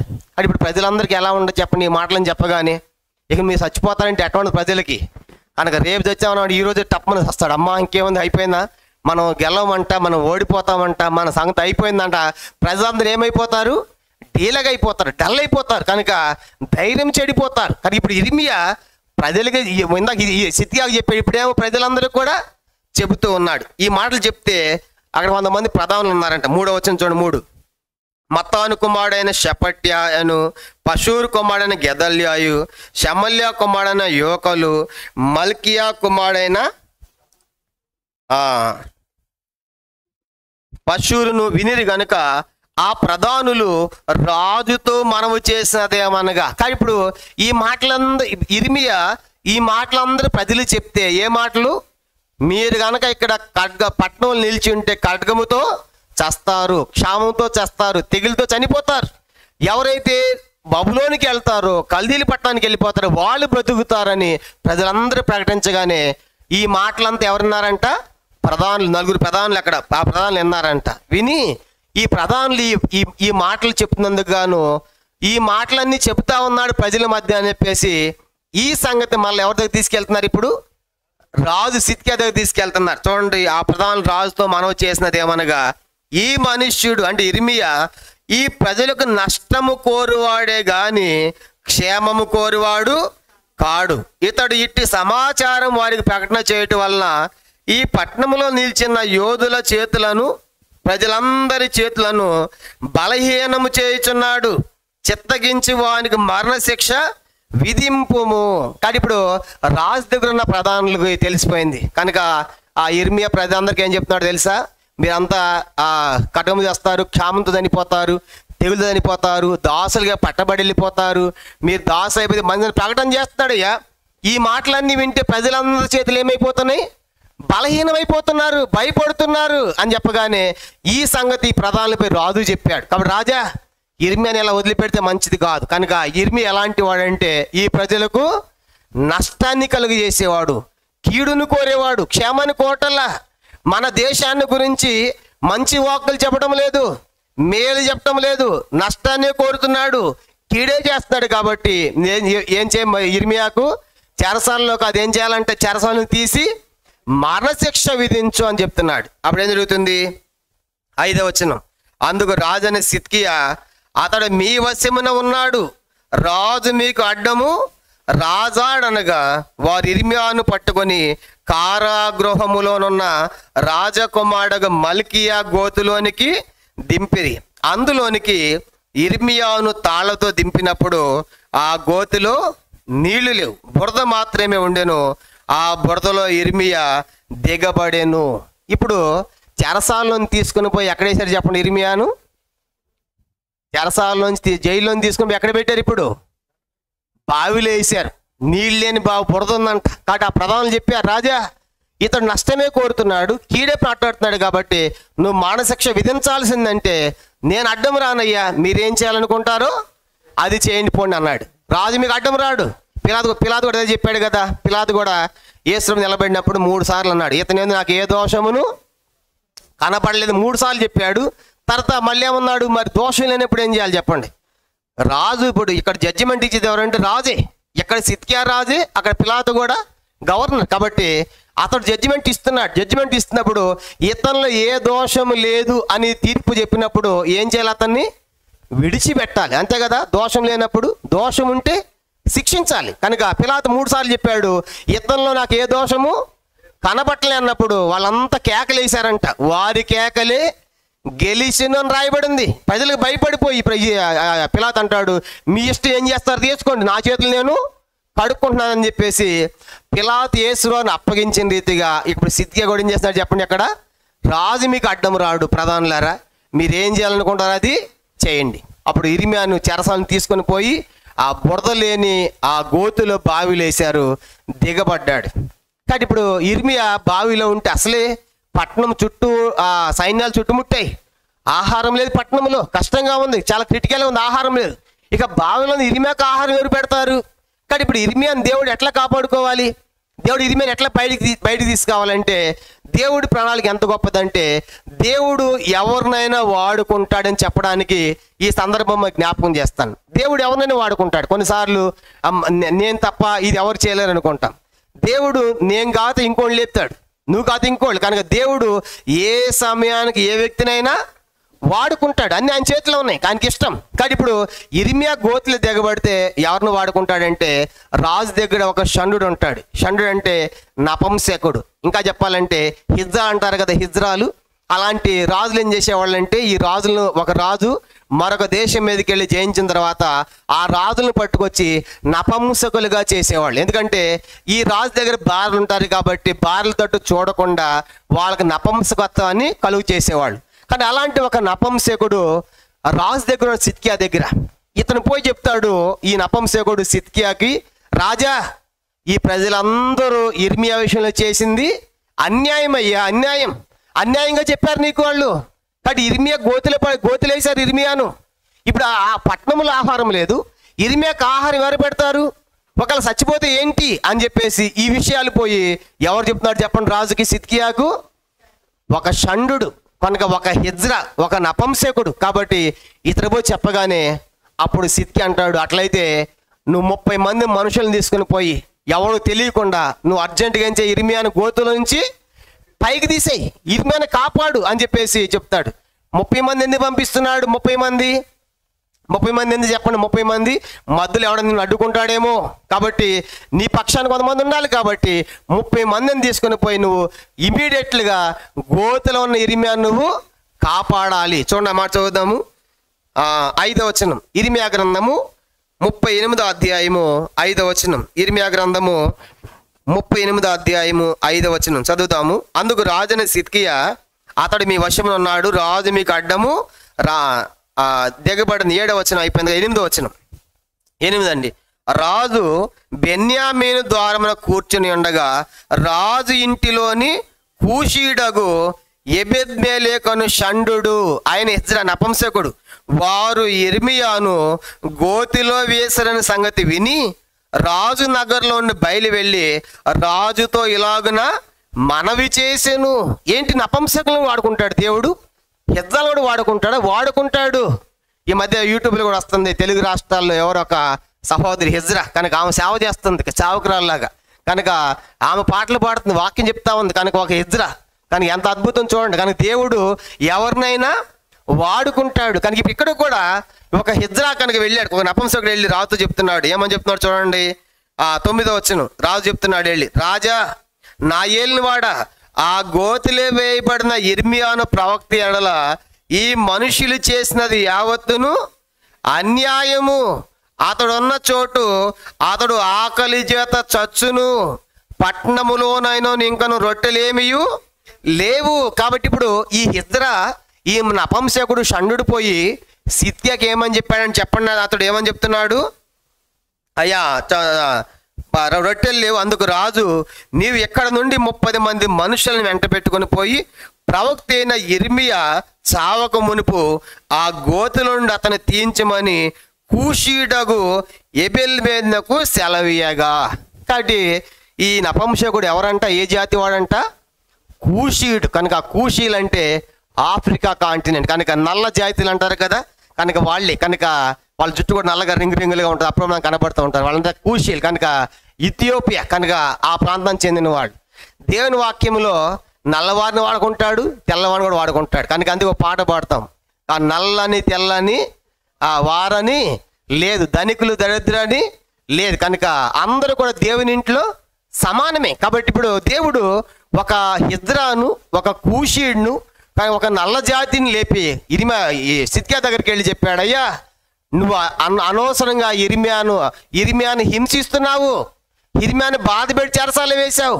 ఇప్పుడు బాధ పెట్టడమే కాకుండా ఇర్మియాకు నువ్వు అన్యాయపు తీర్పు తీర్చావు. కాబట్టి ప్రజలందరూ చేసింది ఏంటి చెప్పండి? ఇర్మియాకు అన్యాయం చేశారయ్యా. కాబట్టి ఇప్పుడు అతడు ఆకలి చేత చచ్చును. ఎందుకంటే చూడండి అక్కడ ఏమని రాయబడింది 9వ వచనంలో, పట్టణములోనైనను ఇంకను రొట్టెలేమియు లేవు. అందరు చదవండి ఆ మాట, పట్టణములోనైనను ఇంకను రొట్టెలేమియు లేవు. అంటే అర్థం ఏంటి? పట్టణములోనే రొట్టెలు లేకపోతే గోతుల్లో ఇర్మియాకి ఎవరు పెడతారు రొట్టెలు? పట్టణములు ఎందుకు రొట్టెలు లేవు చెప్పండి? పట్టణములు ఎందుకు రొట్టెలు లేవు? చుట్టూ ఎవరున్నారు? బయట సైన్యాలు, లోపలికి వచ్చేది ఆహారం లేదు, బయటికి వెళ్ళేది లేదు, మొత్తం దిగ్బంధం చేసేసారు, ముట్టడి వేశాడు. కాబట్టి ఎవరు బయటికి పోవట్లేదు, ఎవరు లోపలికి వచ్చేది బయటకు వచ్చేది లేదు. చూడండి ఆ మధ్య కరోనా టైంలో కూడా మనకి ఎక్కడ కూడా మొత్తం అంతా కూడా బ్లాక్ చేశారు. కనుక ఒక్కొక్క ప్రాంతాన్ని ఇంకో ప్రాంతానికి వెళ్లకుండా ఏదో 2-3 గంటలు సడలింపించేసి కూరగాయలకి అని చెప్పేసి వదిలేశారు. ఆ తర్వాత ఎంత ఇబ్బంది పడ్డారండి ప్రజలు, ఇది 1 నెలకే. అలా ఇప్పుడు 1 సంవత్సరం పాటు హైదరాబాద్ మొత్తం క్లోజ్ చేశారనుకోండి, ఆ 4 వైపులా కూడా మొత్తము క్లోజ్ చేసి ఎవరు బయటికి వెళ్ళేది లేదు, బయట నుంచి లోపలికి వచ్చేది లేదంటే 1 సంవత్సరము, అంటే సంవత్సరం మీద 2 నెలలు, అంటే 14 నెలలు ఇప్పుడు ముట్టడి వేశాడు. మీకు చూపిస్తా తర్వాత. 14 నెలలు సైన్యాలు చుట్టూ చేరితే 14 నెలలు దేశంలోనికి ఆహారము లేకుండా ఉంటే ఎలా ఉంటుంది? మన హైదరాబాద్ ఆలోచించండి. 14 నెలలు బయట నుంచి ఏమీ రావట్లేదు, ట్రాన్స్ఫర్ మొత్తం ఆపేశారు. 14 నెలలు ఉంటే ఎట్లా ఉంటుంది లోపల ఉన్న ప్రజలు? ఆహార పదార్థాలు ఎక్కడ, పాలు ఎక్కడ, పండ్లు ఎక్కడ వచ్చేటి? మీరు ఉదయకాలం చూడాలి. కనుక ఉదయకాలం చూస్తామంటే ఎన్ని డీసీఎంలు వస్తాయి, ఎన్ని ఆహార పదార్థాలు కనుక అన్ని ఆయా ప్రాంతాల నుంచి వస్తున్నాయి కాబట్టి మనం అన్ని తీసుకుంటున్నాం. ఇప్పుడు మొత్తం స్టక్ చేస్తే అన్నీ ఆగిపోతాయి. కాబట్టి ఇప్పుడు మనకు ఆహారం కూడా ఉండదు. కాబట్టి ఇప్పుడు అదే జరిగింది. ఇప్పుడు కనుక మొత్తం ముట్టడి వేశారు కాబట్టి పట్టణములు ఏమి లేదు, రొట్టెలు లేవు, ఆకలి చనిపోతాడు అని చెప్పాడు. అప్పుడు రాజు అంటున్నాడు 10వ వచనం, ఇర్మియా గ్రంథం 38వ అధ్యాయం 10వ వచనం. అందుకు రాజు, నీవు ఇక్కడ నుండి 30 మంది మనుషులను వెంట పెట్టుకొని పోయి ప్రవక్త అయిన ఇర్మియా చావక మునుపు ఆ గోతులో నుండి అతన్ని తీయించమని కూషీడగు ఎబెల్ మీదకు సెలవేయగా, ఎబెల్ మీదకు ఆ మనుషులను వెంట పెట్టుకొని రాజనగర్లో ఖజానా క్రింద గదిలోనికి వచ్చి అచ్చడు నుండి పాతవైన చింకి బట్టలను చిరిగి చిరాకులైన గుడ్డ పాతలను తీసుకొని పోయి ఆ గోతిలోనున్న ఇర్మియాను పట్టుకున్నట్లుగా త్రాళ్ల చేత వాటిని దింపి పాతవై చిరిగి చిరాకులైన ఈ బట్టలను త్రాళ్ల మీద నీ చంకల కింద పెట్టుకొనమని అతనితో చెప్పాను. ఇర్మియా అలాగు చేయగా వారు ఇర్మియాను త్రాళ్లతో చేదుకొని ఆ గోతులో నుండి వెలుపలికి తీసిరి. అప్పుడు ఇర్మియా బందీ గృహశాలలో నివసించెను. కాబట్టి ఇప్పుడు ఈ షండు పోయి రాజ్యంలో 30 మంది మనుషులను తీసుకెళ్ళాడు. 30 మంది మనుషులను తీసుకెళ్తే పాప ఇర్మియాని పైకి తీయటానికి వాళ్ళకి తాళ్ళేం దొరకలేదు. ఏం ఉపయోగపడ్డాయి అంట? పాత బట్టలు, చిరిగిపోయినాయి, చిరాకలిన బట్టలు. కొన్నిసార్లు మనకి ఎందుకు ఇవి మనకి వేస్ట్ అనుకుంటాం. మనకు వేస్టే కావచ్చు, వేరే వాళ్ళకి అవి ఉపయోగపడతాయి. కనుక మా దగ్గర పొద్దున్నే ఒక ఆటో వస్తుంది, కనుక వాళ్ళ అనాథాశ్రమానికి మేము సహాయం చేస్తున్నాం, మీరు బట్టలు ఇవ్వచ్చు కనుక, ఆహార పదార్థాలు ఏమన్నా ఇవ్వచ్చు కనుక అని చెప్తా ఉంటారు. కొన్నిసార్లు అనవసరంగా పడేసే బదులు కనుక మనకు పనికిరాని, కానీ నీకు పనికిరావు, నువ్వు పనికిరాని పక్కనే ఇస్తావు కాబట్టి అవి వేరే వాళ్ళకి ఉపయోగమే. కాబట్టి ఇర్మియాకు కూడా పనికిరాని బట్టలు, చిరిగిపోయిన బట్టలు, చిరాకైన బట్టలను తీసుకొని తాళ్ళగా చేసి ఈ లోపల దించి ఇర్మియా నీ చంకల కింద పెట్టుకుంటే ఆ 2 పెట్టుకుంటే పైకి ఏం చేశారంటే ఇర్మియాను పైకి తీశారు. ఇప్పుడు ఇర్మియా గోతులోంచి మళ్ళీ ఆడకొచ్చాడు, మళ్ళీ చెరసాలలో పెట్టారు. చెరసాలలో ఉన్నాయని గోతులు వేశారు, చెరసాలను విడుదల లేదు. ఇర్మియా పట్టణం పట్టేంతవరకు చెరసాల జైల్లోనే. కాబట్టి ఇర్మియాను బయటికి ఏం పంపలా, జైల్లో ఉన్న ఆయన గోతులు వేశారు కనుక అక్కడ చచ్చిపోతాడని. కనుక మళ్ళీ ఇప్పుడు అక్కడ తీసి అక్కడ తీసుకొచ్చారంట. మళ్ళీ చూడండి, అక్కడ బందీ గోశాలలో నివసించెను. 13వ వచనం, ఇర్మియా అలాగు చేయగా వారు ఇర్మియాను తాళ్లతో చేదుకొని ఆ గోతులో నుండి వెలుపలికి తీసిరి. అప్పుడు ఇర్మియా బందీ గృహశాలలో నివసించెను. కాబట్టి ఇప్పుడు ఇర్మియా మళ్ళీ తిరిగి తన యథాభి స్థానానికి చెరసాలలో పెట్టారు. కాబట్టి ఇప్పుడు మనకి కొన్నిసార్లు మనకు పనికి రానివి వేరే వాళ్ళకి పనికి వస్తాయి. చాలాసార్లు మనం చాలా అనవసరంగా వేస్ట్ చేస్తూ ఉంటాం. కొంతమంది వాటర్ వేస్ట్ చేస్తూ ఉంటారు. వాటర్ కనుక ట్యాప్ వదిలి అటు పోతా ఉన్నాయి అనుకోండి, కనీసం అవి వేస్ట్ ఎందుకని బంద్ చేయరు. కొంతమంది ఒట్టి ఫ్యాన్లు తిప్పుతూ ఉంటారు, కరెంట్ అక్కడ ఉపయోగం లేదు, నీకు అనవసరంగా ఎందుకు అది వేస్ట్ చేయటం, ఎందుకు బంద్ చేయొచ్చు కదా, ఆఫ్ చేయొచ్చు కదా. ఆహారం ఏంటి, కరెంట్ ఏంటి, నీళ్ళు ఏంటి, కనుక చాలాసార్లు మనకి చాలా ఉన్నాయి అనుకుని మనం వేస్ట్ చేస్తూ ఉంటాం. నిజంగా ఎంతోమందికి అవి లేని వాళ్ళు ఎంతోమంది ఉన్నారు. కాబట్టి అందుకే మనం నీళ్లను కూడా చాలా పొదుపు చేయాలి, కనుక ఆదా చేయాలి. కనుక మన ఇష్టానుసారంగా ఉంది కదని వాడకూడదు. నీళ్ళు ఏంటి, కరెంట్ ఏంటి, ఆహారం ఏంటి, కనుక నీకున్నాయి కానీ వేరే వాళ్ళకి అవి లేవు. నీకు ఉపయోగపడిన వేరే వాళ్ళకి ఉపయోగమే. కాబట్టి ఒక్కసారి ఆ పడబోయే ముందు కనుక ఏదైనా పడేస్తున్నామంటే ఇది ఒకసారి ఆలోచించండి. కనుక ఇది ఎవరికైనా ఉపయోగం అని ఆలోచిస్తే నిజంగా వేరే వాళ్ళు మేలు పొందుతారు. కాబట్టి ఇప్పుడు ఇర్మియాకి అలాంటి పనికి రానటువంటి బట్టలే ఉపయోగపడ్డాయి పైకి తీయటానికి. కాబట్టి ఇర్మియాని ఇప్పుడు పైకి తీశారు. పైకి తీసిన తర్వాత మనం గమనించామంటే ఇర్మియాని పైకి తీసిన తర్వాత ఇప్పుడు గోతులో నుంచి చెరసాల్లోకి వచ్చాడు. కాబట్టి ఇప్పుడు సిద్కి ఏం చేస్తాడంటే రాజు ఇర్మియాని బయట తీసిన తర్వాత జైల్లో పెట్టిన తర్వాత ఎవరికి తెలియకుండా ఇర్మియాని పిలిపించి ఇర్మియా ప్లీజ్ ఇప్పుడు ఏం జరగబోతుందో చెప్పు. మళ్ళీ ఏం చెబుతున్నాడు చెప్పండి, మళ్ళీ ఏం జరగబోతుంది. మొత్తం చుట్టూ ఏమున్నాయి బయట, ఇప్పుడు సైన్యాలు ఉన్నాయి, పట్టణంలో ఏమి లేదు, ఆహారం రొట్టెలు లేవు. కాబట్టి పరిస్థితి ఏంటి, ఏం జరగబోతుంది చెప్పు అంటా ఉంటే అప్పుడు అంటాడు ఇర్మియా, రాజా ఈ మాట నేను చెప్పాను అనుకోండి నన్ను చంపేస్తావు. నేను చెప్పను అంటాడు. లేదు ఇర్మియా, ఈసారి నిజంగా చెప్తున్నాను, నిన్ను చంపనయ్యా, ఏం జరుగుతుందో చెప్పు అని. ఈ మాట ఎవరు చెప్పొద్దు, మన ఇద్దరి మధ్య ఉండాలి అని చెప్పేసి రహస్యంగా అడుగుతున్నాడు. 38వ అధ్యాయం 14వ వచనం చూడండి. ఇర్మియా గ్రంథం 38వ అధ్యాయం 14వ వచనం. తరువాత అంటే ఎప్పుడు గోతులో నుంచి తీసిన తర్వాత చెరసాల పెట్టిన తర్వాత ఆ తర్వాత రాజైన సిద్కియా యెహోవా మందిరంలో ఉన్న 3వ ద్వారంలోనికి ప్రవక్త అయిన ఇర్మియాను పిలువనంపించి అతనితో ఇట్లా నేను నేను ఒక మాట నిన్ను అడుగుచున్నాను, నీవు ఏ సంగతి నాకు మరుగు చేయక దాన్ని చెప్పుమనగా, యిర్మీయా, నేను ఆ సంగతి నీకు తెలిపినట్లా నిత్యముగా నీవు నాకు మరణశిక్ష విధింతు. నేను నీకు ఆలోచన చెప్పినాను, నీవు నా మాట వినవు. చూసారా? కాబట్టి యిర్మీయాకు అర్థమైపోయింది. కనుక పిలిచి అడగపోతా ఉంటే ఏం అడుగుబడుతున్నాడు యిర్మీయాకు అర్థమైపోయింది. మళ్ళీ అడుగుతా ఏం అడుగుతావు? పరిస్థితిని చెప్పమంటే మళ్ళీ నేనేం చెప్తాను? మళ్ళీ ఇప్పుడు నేనేం చెప్తాను? మీరేమైపోవాలి? దాసులైపోవాలి. లేకపోతే ఖడ్గముతో చస్తారు, తెగులతో చస్తారు, కరువుతో చస్తారు. కానీ ఇయ్య నేను చెప్తాను కాబట్టి మళ్ళీ నన్ను చంపుతావు రాజా ప్లీజ్ అంటే, కాదు యిర్మీయా, కనుక చెప్పు, నేను ఒక మాట అడుగుతున్నాను, పరిస్థితి అని చెప్పు అంటున్నాడు. అప్పుడు ఏం జరుగుతుందంటే ఆయన చెప్పాడు, నువ్వు నన్ను చంపుతావు, నేను నీకు చెప్పను అంటాడు. అయితే నీకు మరణశిక్ష విధించనయ్యా, విధించను అని చూడండి 16 వచనం. కావున రాజైన సిద్కియా జీవాత్మను మనకు అనుగ్రహించును, యెహోవా తోడు, నేను నీకు మరణము విధింపను, నీ ప్రాణము తీయజూచున్న ఈ మనుషుల చేతికి నిన్ను అప్పగింపనని యిర్మీయాతో రహస్యముగా ప్రమాణము చేసెను. కాబట్టి ఇప్పుడు సిద్కియా, యిర్మీయా ప్లీజ్ అయ్యా, నీ మీద ఒట్టయ్యా చెప్పు, కనుక నేను చెప్తున్నా కదా, నేను ఎవరికి బయటికి చెప్పను నీ సంగతి, నిన్ను అప్పగించే వాళ్ళు కూడా ఉన్నారు బయట రెడీగా, వాళ్ళకు నిన్ను అప్పగించరు, కానీ ఏం జరగబోతుందో నాకు చెప్పు అంటే, ఇప్పుడు యిర్మీయా మళ్ళీ చెప్పాడు. మళ్ళీ ఏముంటుంది చెప్పండి? మళ్ళీ ఏం చెప్తాడు?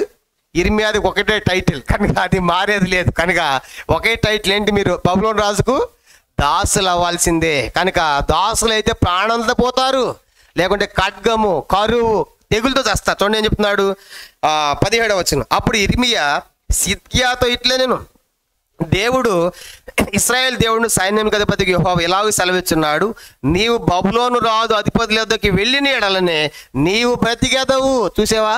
సిద్కియా, నువ్వు రాజు అనుకోవద్దు, ఇప్పుడు నువ్వు బబులోను అధిపతుల దగ్గరికి వెళ్ళాలి. అక్కడికి వెళితేనే నువ్వేం చేస్తావు? బ్రతుకుతావు, లేకపోతే చస్తావు అని అర్థం. తర్వాత బ్రతికెదవు. ఈ పట్టణము అగ్ని చేత కాల్చబడును, నీవును నీ ఇంటి వారు బ్రతుకుదురు. సిద్కియా దేవుడు చెప్తున్నాడు, నువ్వు మాత్రం ఖచ్చితంగా దాసులు వెళ్ళాల్సిందే బబులోను. కాబట్టి నువ్వు వెళ్ళాల్సిందే. నువ్వు ఆ తర్వాత ఈ పట్టణం అంతా అగ్నితో ఏం చేస్తాడు? కాల్చి వేస్తాడు నెబుకద్నెజరు. నీవు నీ ఇంటి వారు కూడా అక్కడికి వెళితే బ్రతుకుతారు. 18వ వచనం. అయితే నీవు బబులోను అధిపతుల యొద్దకు వెళ్ళని ఎడల ఈ పట్టణము కల్దీయులు అంటే బబులోను వాళ్ళ చేతికి అప్పగింపబడును, వారు అగ్ని చేత దాన్ని కాల్చివేసెదరు, మరియు నీవు వారి చేతిలో నుండి తప్పించుకొన జాలవు. అందుకు రాజైన సిద్కియా యిర్మీయాతో ఇట్లనెను, కల్దీయుల పక్షముగా ఉండు యూదులకు భయపడుచున్నానయ్యా. ఒకవేళ కల్దీయులు నన్ను వారి చేతికి అప్పగించిన ఎడల వారు నన్ను అపహసించెదరు. కనుక అందుకు యిర్మీయా, వారు నిన్ను అప్పగింపరు, నీవు బ్రతికి బాగా ఉండునట్లు నేను నీతో చెప్పుతున్న సంగతిని గురించి యెహోవా సెలవిచ్చు మాట చిత్తగించి ఆలకించము. నీవు ఒకవేళ బయలు వెళ్ళకపోయినడలా యెహోవా ఈ మాట నాకు తెలియజేసును, యోధా రాజనగర్లో శేషించిన స్త్రీలందరూ బబులోను అధిపతులతో కొనిపోబడతారు. అలాగున జరుగుగా ఆ స్త్రీలు నిన్ను చూచి ప్రియ స్నేహితులు నిన్ను మోసపుచ్చి నీ పైన విజయము పొంది ఉన్నారు. నీ పాదములు బురదలో దిగబడి ఉండగా వారు వెనుక తీసి ఉందురు. 13 నీ భార్యలందరూ నీ పిల్లలు కల్దీయుల వద్దకు కొనిపోబడుదురు. నీవు వారి చేతులను తప్పించుకొని జాలక బబులోను రాజు చేత పట్టబడదు కనుక ఈ పట్టణము అగ్ని చేత కాల్చుటకు నీవే కారణమవుదు. చూసావా? నువ్వు గనక వెళ్ళకపోతే యిర్మీయా ఈ పట్టణం అంతా అగ్నితో దహించేస్తాడు. దానికి కారణం ఎవరు? నువ్వే. కనుక నువ్వు అతని మీద తిరుగుబాటు చేసి లొంగని కారణం చేత నీ భార్యలు పిల్లలందరూ కూడా చేస్తారు. అప్పుడు యిర్మీయా అంటాడు, సిద్కియా అంటాడు కదా, 19 అంటాడు కదా, అయ్యా వాళ్ళని ఏం చేస్తారు? అపహాసం చేస్తారేమో, కాబట్టి నేను భయపడుతున్నాను. అసలు నీ ప్రాణమే పోతా ఉంటే ఇప్పుడు సిగ్గుపడితే ఎట్లాగూ? ఇప్పుడు నీ ప్రాణమే పోతా ఉంది. నీ ప్రాణమే పోతున్నప్పుడు యుగ ఎందుకు? వాళ్ళు ఏమనుకుంటారు? అపహసిస్తారేమో, నవ్వుకుంటారేమో. నవ్వుకోవడం కదా పిచ్చోడ, నీ ప్రాణమే తీస్తున్నారు వాళ్ళు. ప్రాణమే పోతున్నప్పుడు తగ్గించుకొని కనుక లోబడితే ఎంత బాగుండు. కాబట్టి అంటలా కనుక ఇప్పుడు రాజు కదా, వాళ్ళందరి ముందు తలదించుకోవాలి. నవ్వుకుంటారేమో, అపహాసం చేస్తారేమో. వాళ్ళు అది కాదయ్యా, నువ్వు అవన్నీ పక్కన పెట్టు, కనుక నీ యుగం అంతా పక్కన పెట్టు, కనుక అవన్నీ ఆలోచించబోకు, నువ్వు వెంటనే సరెండర్ అయిపో. నువ్వు కనుక అట్లా అవ్వకపోతే కనుక ఈ పట్టణం అంతా కాల్చబడ కాడకడువు నీవే అని చెప్పేశాడు యిర్మీయా. తర్వాత 24. అందుకు సిద్కియా యిర్మీయాతో ఇట్లా నేను నీవు మరణశిక్ష నొందకుండానట్లు ఈ సంగతులను ఎవరికి తెలియనీయకము. కనుక సిద్కియా అంటున్నాడు యిర్మీయాతో, అయ్యా ప్లీజ్ ఈ సంగతులు ఇప్పుడు ఎవరికి కూడా నువ్వు చెప్పొద్దు. కనుక ఇప్పుడు ఈ సంగతి అంతా ఎవరు చెప్పాడు? ఈ సంగతి అంతా యిర్మీయా ఎవరు చెప్పాడు? సిద్కియాకి ఇదంతా రహస్యంగా జరిగింది. ప్రమాణం చేశాడు కదా, రహస్యంగా చెప్పించుకున్నాడు. మళ్ళీ సిద్కియా అంటాడు, అధిపతులు నేను చూశారు కదా, రాజు నీతో ఏం మాట్లాడాడు అని అడుగుతారు నేను పిలిచి, కాబట్టి ఈ సంగతి చెప్పొద్దు వాళ్ళకి అంటాడు యిర్మీయా. సిద్కియా చూడండి కింద ఏమంటాడు 25వ వచనం.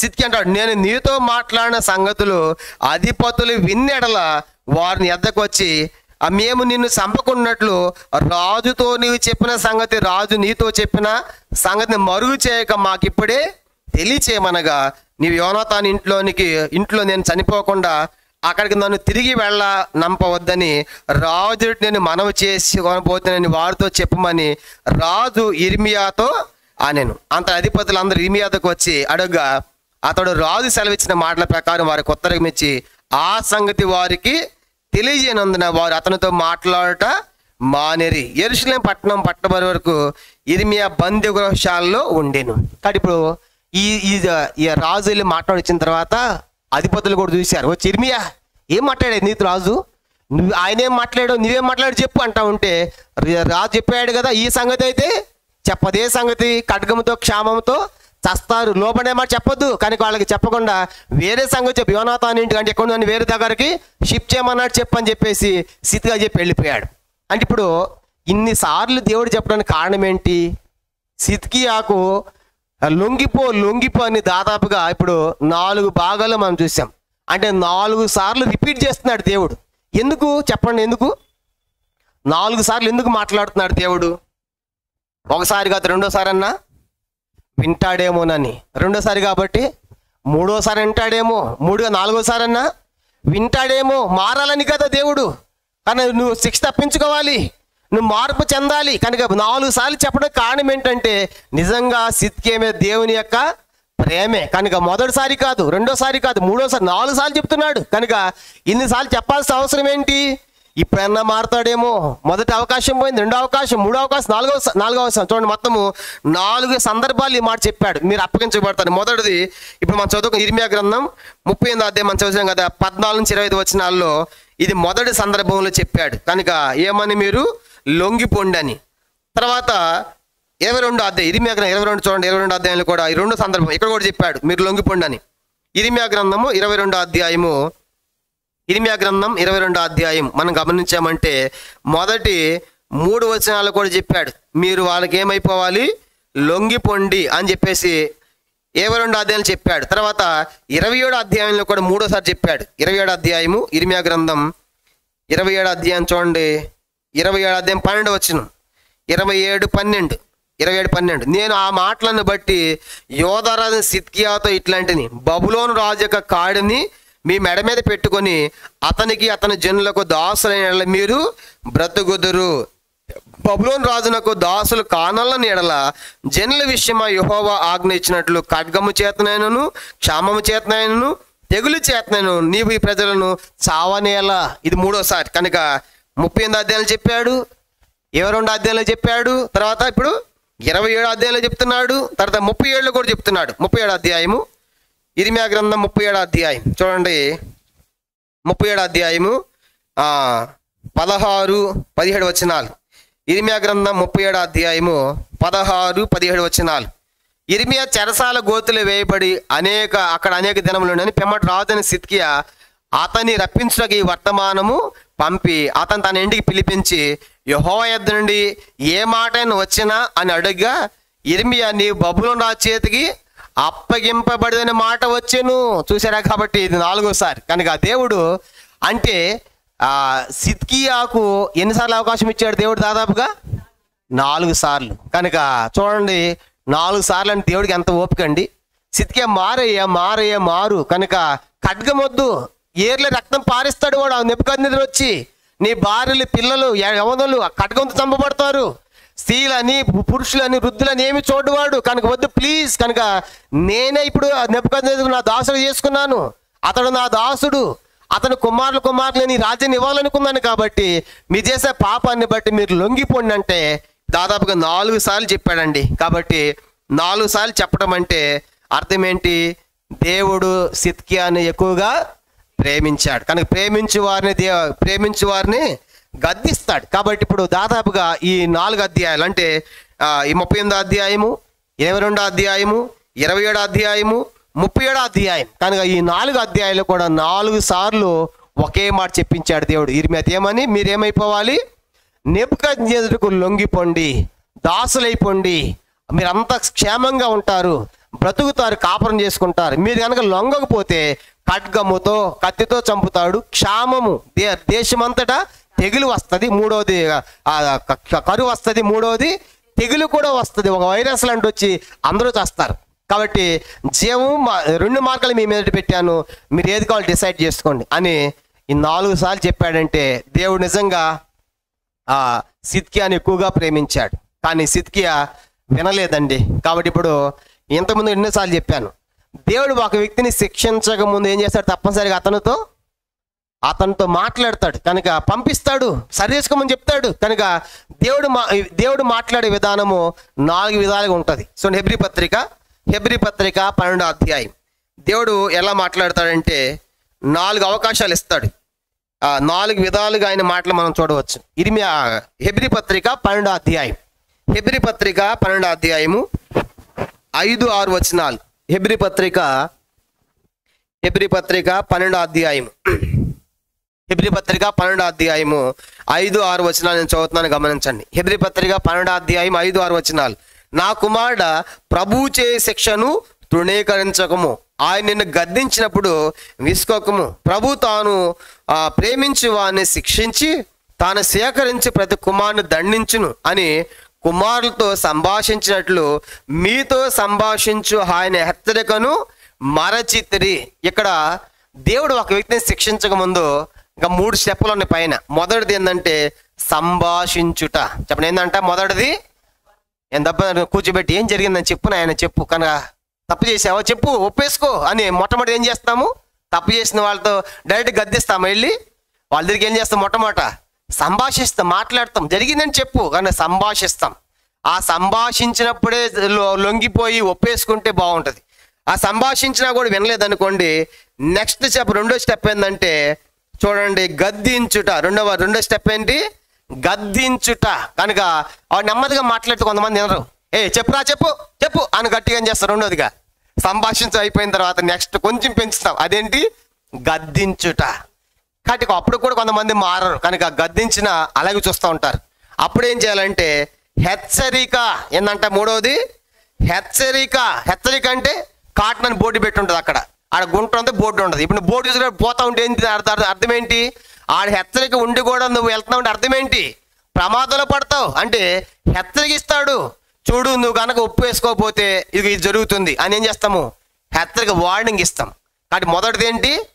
సంభాషించడం, మాట్లాడటం, కూర్చోబెట్టి అట్లా మాట్లాడినప్పుడు లొంగిపోవాలి, ఒప్పేసుకోవాలి. రెండోది ఏంటి చెప్పండి? రెండోది గద్దించుట. మూడోది ఏంటంటే హెచ్చరించుట. కాబట్టి ఇక వార్నింగ్ ఇస్తాం, నీ ఇష్టం, చూడు ఇది ఫైనల్, కాబట్టి ఇది చేసావనుకో ఇది తీవ్రత ఉందని చెప్పేసి హెచ్చరిస్తాం. నాలుగోది ఏంటంటే శిక్షించుట. చెప్ప నాలుగోది ఏంటంట? మొదటిది సంభాషించుట, రెండోది గద్దించుట, మూడోది హెచ్చరించుట, నాలుగోది శిక్షించుట. కాబట్టి ఇప్పుడు 4వ స్టెప్కి వచ్చేసాడు ఇప్పుడు సిద్కియా. కనుక సంభాషిస్తే మాట్లాడ ఇర్మియా, కనుక గద్దించినా కూడా ఆ దేవుని యొక్క గద్దింపులు తీసుకోవాలా, దేవుని హెచ్చరిక కూడా తీసుకోవాలి. హెచ్చరిక చెప్పాడు కదా, హెచ్చరిక ఏంటి? మీరు కనుక లొంగకపోతే బబులోను పోయేది ఖాయం, కనుక మీరు కడుపు తెచ్చేది ఖాయం. హెచ్చరిక చేశాడు కదా, కనుక సంభాషించిన మాట్లాడకుండా, దేని గద్దింపుని తీసుకోకుండా, దేవుని హెచ్చరిక కూడా తీసుకోలేదు. కాబట్టి ఇప్పుడు సిద్కియాకు శిక్షలు అమలవుతున్నాయి, చూసారా? కాబట్టి మనం కూడా శిక్షించేదాకొద్దండి. కనుక మనం ఎక్కడైనా సరే కనుక ఆత్మీయ జీవితంలో కూడా కనుక కొన్నిసార్లు అంత లాంగ్ ప్రాసెస్ మనం చేయకూడదు. సంభాషించినప్పుడే వెంటనే ఒప్పేసుకుంటే బయటపడిపోతాం. రెండోది గద్దించినప్పుడన్నా ఒప్పేసుకుంటే శిక్ష దాకా వెళ్ళం. మూడోది హెచ్చరించినప్పుడైనా ఇదిగో ఈ ప్రమాదం ఉంది, ఈ నష్టం ఉందని వార్నింగ్ ఇచ్చినప్పుడైనా సరి చేసుకుంటే మంచిది. కనుక అది కూడా తప్పిందంటే నెక్స్ట్ ఏంటికి డైరెక్ట్గా 4వది శిక్షే. కాబట్టి ఇక అది ఫైనల్. కాబట్టి ఇక ఆ శిక్షలో వెళ్లాల్సిందే. కాబట్టి ఇప్పుడు ఇర్మియా క్షమించండి సిద్కి ఇప్పుడు ఏ స్టెప్లో ఉన్నాడు చెప్పండి. ఇప్పుడు 4వ స్టెప్కి వచ్చేసాడు. సంభాషిస్తే వినలా, గద్దిస్తే వినలా, హెచ్చరిస్తే వినలా. కానీ ఇప్పుడు దేవుడు ఏం చేస్తున్నాడంటే శిక్షలు అమలు చేస్తున్నాడు. ఎవరికి? సిద్కియాకు. చూడండి 2వ రాజులు 25వ అధ్యాయం ఎలాంటి శిక్ష వస్తుందంటే 2వ రాజులు 25వ అధ్యాయం 2వ రాజులు 25వ అధ్యాయము మొదటి నుంచి చదువుదాము. 2వ రాజులు 25వ అధ్యాయం 2వ రాజులు గ్రంథము 2వ రాజులు 25వ అధ్యాయం మొదటి నేను చదువుతున్నాను, బాగా గమనించాలి. 2వ రాజులు 25వ అధ్యాయం మొదటి నుంచి. అతని ఏలుబడిలో 9వ సంవత్సరమందు 10వ మాసమున 10వ దినమందు బబులోను రాజైన నెబుకద్నెజరును అతని సైన్యం అంతయు యెరూషలేము మీదకి వచ్చి దానికి ఎదురుగా దిగి దాని చుట్టూను ముట్టడి దిబ్బలు కట్టిరి. ఏ సంవత్సరం ఇది? ఈ సిద్కియా యొక్క 9వ సంవత్సరము. ఎన్నో నెల అంట? 10వ మాసము. ఏ దినం అంట? 10వ దినం. ఈ సిద్కియా పరిపాలించింది ఎంతకాలము? 11 ఇది మైనస్ అయ్యండి. 11లో ఇది మైనస్ చేస్తే వాళ్ళు ముట్టడి దెబ్బ కట్టింది మనకు లెక్క వచ్చేది. కనుక 9వ మాసము 9వ సంవత్సరం 10వ మాసం అంటే ఇంకా 2 నెలలు అయిపోతే ఏమైంది? 2 నెలలు అయిపోతే 10వ సంవత్సరం వచ్చేసింది. ఇంకా 2 నెలలకి ఏమవుతుంది?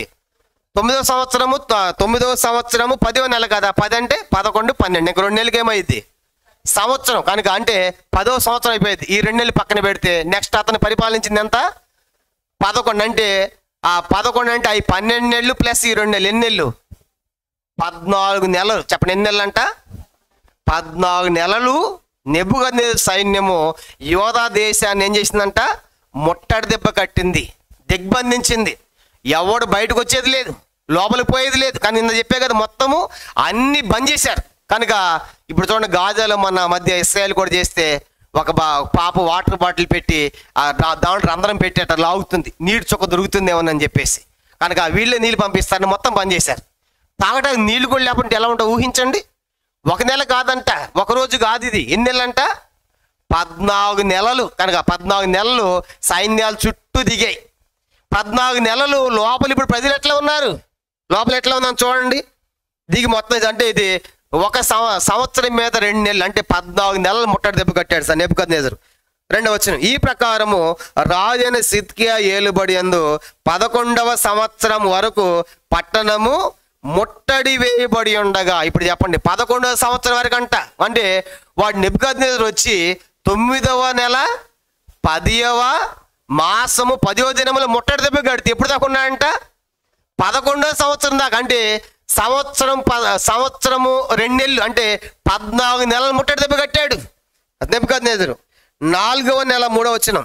4వ నెల 9వ దినమందు పట్టణములో క్షామము అఘోరమాయెను, దేశపు జనులకు ఆహారము లేకపోయేను. చూసారా పట్టణములు ఏమైందంట? క్షామము. పట్టణములో క్షామము ఎట్లా ఉందంట? ఘోరమా అఘోరమా? చెప్పండి, ఘోరమా అఘోరమా? ఎంత ఘోరం అండి అంటాం. ఇది ఘోరం కాదంట, అఘోరము. వర్ణించలేకపోతున్నారు. 14 నెలల ఆహారం లేదు పట్టణములో. క్షామము, కరువు, అఘోరం అయిపోయింది. కనుక ఎంత భయంకరం అంటే ఎలాంటి క్షామం అంటే అది విలాప వాక్యాలు ఇక్కడ చేయబెట్టుకోండి, మళ్ళీ వస్తాం. విలాప వాక్యాలు ఇప్పుడు పట్టణములో ఉన్న క్షామం ఎంత తీవ్రత పెరిగిందంటే విలాప వాక్యములు చూడండి. ఒక మాట రాయబడింది 4వ అధ్యాయం. విలాప వాక్యములు ఇర్మియా గ్రంథం తర్వాత, అది కూడా ఇర్మియా రాశాడు. విలాప వాక్యములు 4వ అధ్యాయం చూడండి. ఎలాంటి క్షామం అంటే అది 14 నెలలు ముట్టడి దెబ్బ కట్టినప్పుడు ఇలా లోపల పరిస్థితి ఎలా ఉందో. ఈ విలాప వాక్యములు 4వ అధ్యాయము 4వ వచనం. విలాప వాక్యములు 4:4. దప్పి చేత చంటి పిల్ల నాలుక అంగిటిని అంటుకొనును, పసిపిల్లలు అన్నమడుగుదురు, ఎవడును వారికి పెట్టడు. చూసారా ఇప్పుడు ఏమైపోయారంట? దప్పిచేటంట చంటి పిల్లమ్మ మమ్మీ వాటర్ అంటా ఉంటే నీళ్ళు లేవు తాగడానికి. నాలుగు ఏమవుతుందంట? వాళ్ళ అంగిటికి అంటుకొని పోతా ఉంది. అమ్మ అన్నం. కనుక ఆకలి అంటా ఉంటే ఎవరు కూడా అన్నం పెట్టడం లేదు. వాళ్ళు ఎట్లా బతికిన వారు? 5వ వచనం, సుకుమార భోజనం చేయవారు దిక్కులేక వీధిలో పడి ఉన్నారు. సుకుమారంగా పెరిగారు. అలాంటి వారు ఇప్పుడు నీళ్లు లేవు, ఆహారం లేదు. ఎట్లయిపోయారంటే నీళ్ళు ఆహారం లేకుండా వాళ్ళ పరిస్థితి ఎలాగుంది? 8వ వచనం, 4:8 వచనం, అట్టి వారి ఆకారము బొగ్గు కంటే నలుపాయను, నల్లగా బొగ్గులాగా మారిపోయారు. ఇంకా వారిని వీధుల్లో చూచి వారు వారిని గుర్తుపట్టజాలరు. వారి చర్మము వారి ఎముకలకు అంటుకొని ఉన్నది, అది ఎండిన కర్ర వంటిదాయను. ఎవడు గుర్తుపట్టలేము, ఏంది ఎట్లయిపోయావు?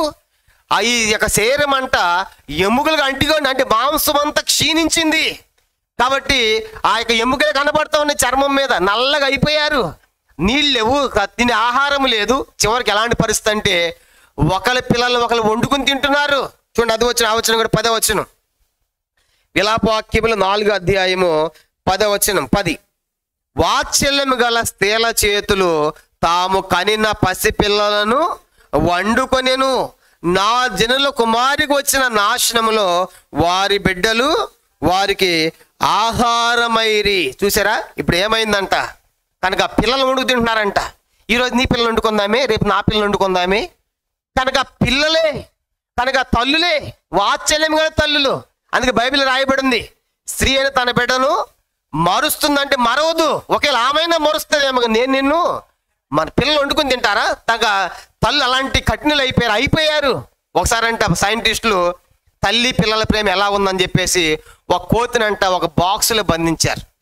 కోతిని కోతి పిల్లలు 2 పెట్టారు. 2 పెట్టిన తర్వాత ఏం చేశారంటే దాంట్లో వాటర్ వదులుతాం స్టార్ట్ చేశారు. వాటర్ వదులుతా ఉంటే అమ్మ నా బిడ్డ అని చెప్పేసి ఏం చేసిందంటే కోతి తన పిల్ల పైన పెట్టుకుంది. కనుక కోతి పిల్లని కనుక నా పిల్ల మునిగిపోయిద్దామని చెప్పేసి. ఇప్పుడు ఏమైంది? వాటర్ ఎక్కువైపోయి ఆ వాటర్ దాని ముక్కు దాకా వచ్చేసింది. దానికి ఊపిరాట్లా. అప్పుడు ఏం చేసిందంటే ఈ పిల్లని తీస్తే అక్కడ కింద వేసి కాళ్ళ కింద ఇది పైకి ఎత్తింది. అంటే ఏం చెప్పండి, తన ప్రాణము కాపాడుకోవటం. ఇదే పరిస్థితి ఇప్పుడు జరిగింది. కనుక యోధాలు, కనుక దేశం ఏమైపోయిందంటే పిల్లలు తల్లులు కూడా ఎంతసేపు కనుక నా ప్రాణం నిలుపుకోవడం కోసము పిల్లల్ని వండుకు తింటున్నారు. ఎంత భయంకరం అంటే ఇలాంటి దుస్థితికి కారణము 4 సార్లు హెచ్చరిక పంపించాడు దేవుడు. మీరు లొంగిపోండి. వాడు నా సంవత్సరం 40 సంవత్సరం మీద 2 నెలలు 14 నెలలు ముట్టడి దెబ్బ కట్టాడు కదా.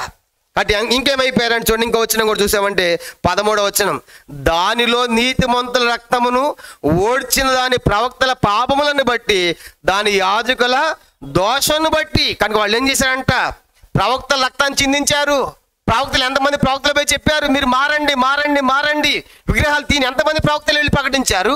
ప్రవక్తలు పోయిన వాళ్ళు వినలేదు. నీతిమంతుల రక్తాన్ని ఒలికించారు, చంపారు. కాబట్టి ఈ పరిస్థితి మీకు ఇంకెలా అయిపోయారంటే చూడండి 16వ వచనం. ఇంకా మనం చూసామంటే యెహోవా సన్నిధిని వారిని చెదరగొట్టెదను, ఆయన ఇక మీదట వారిని లక్ష్య పెట్టడు.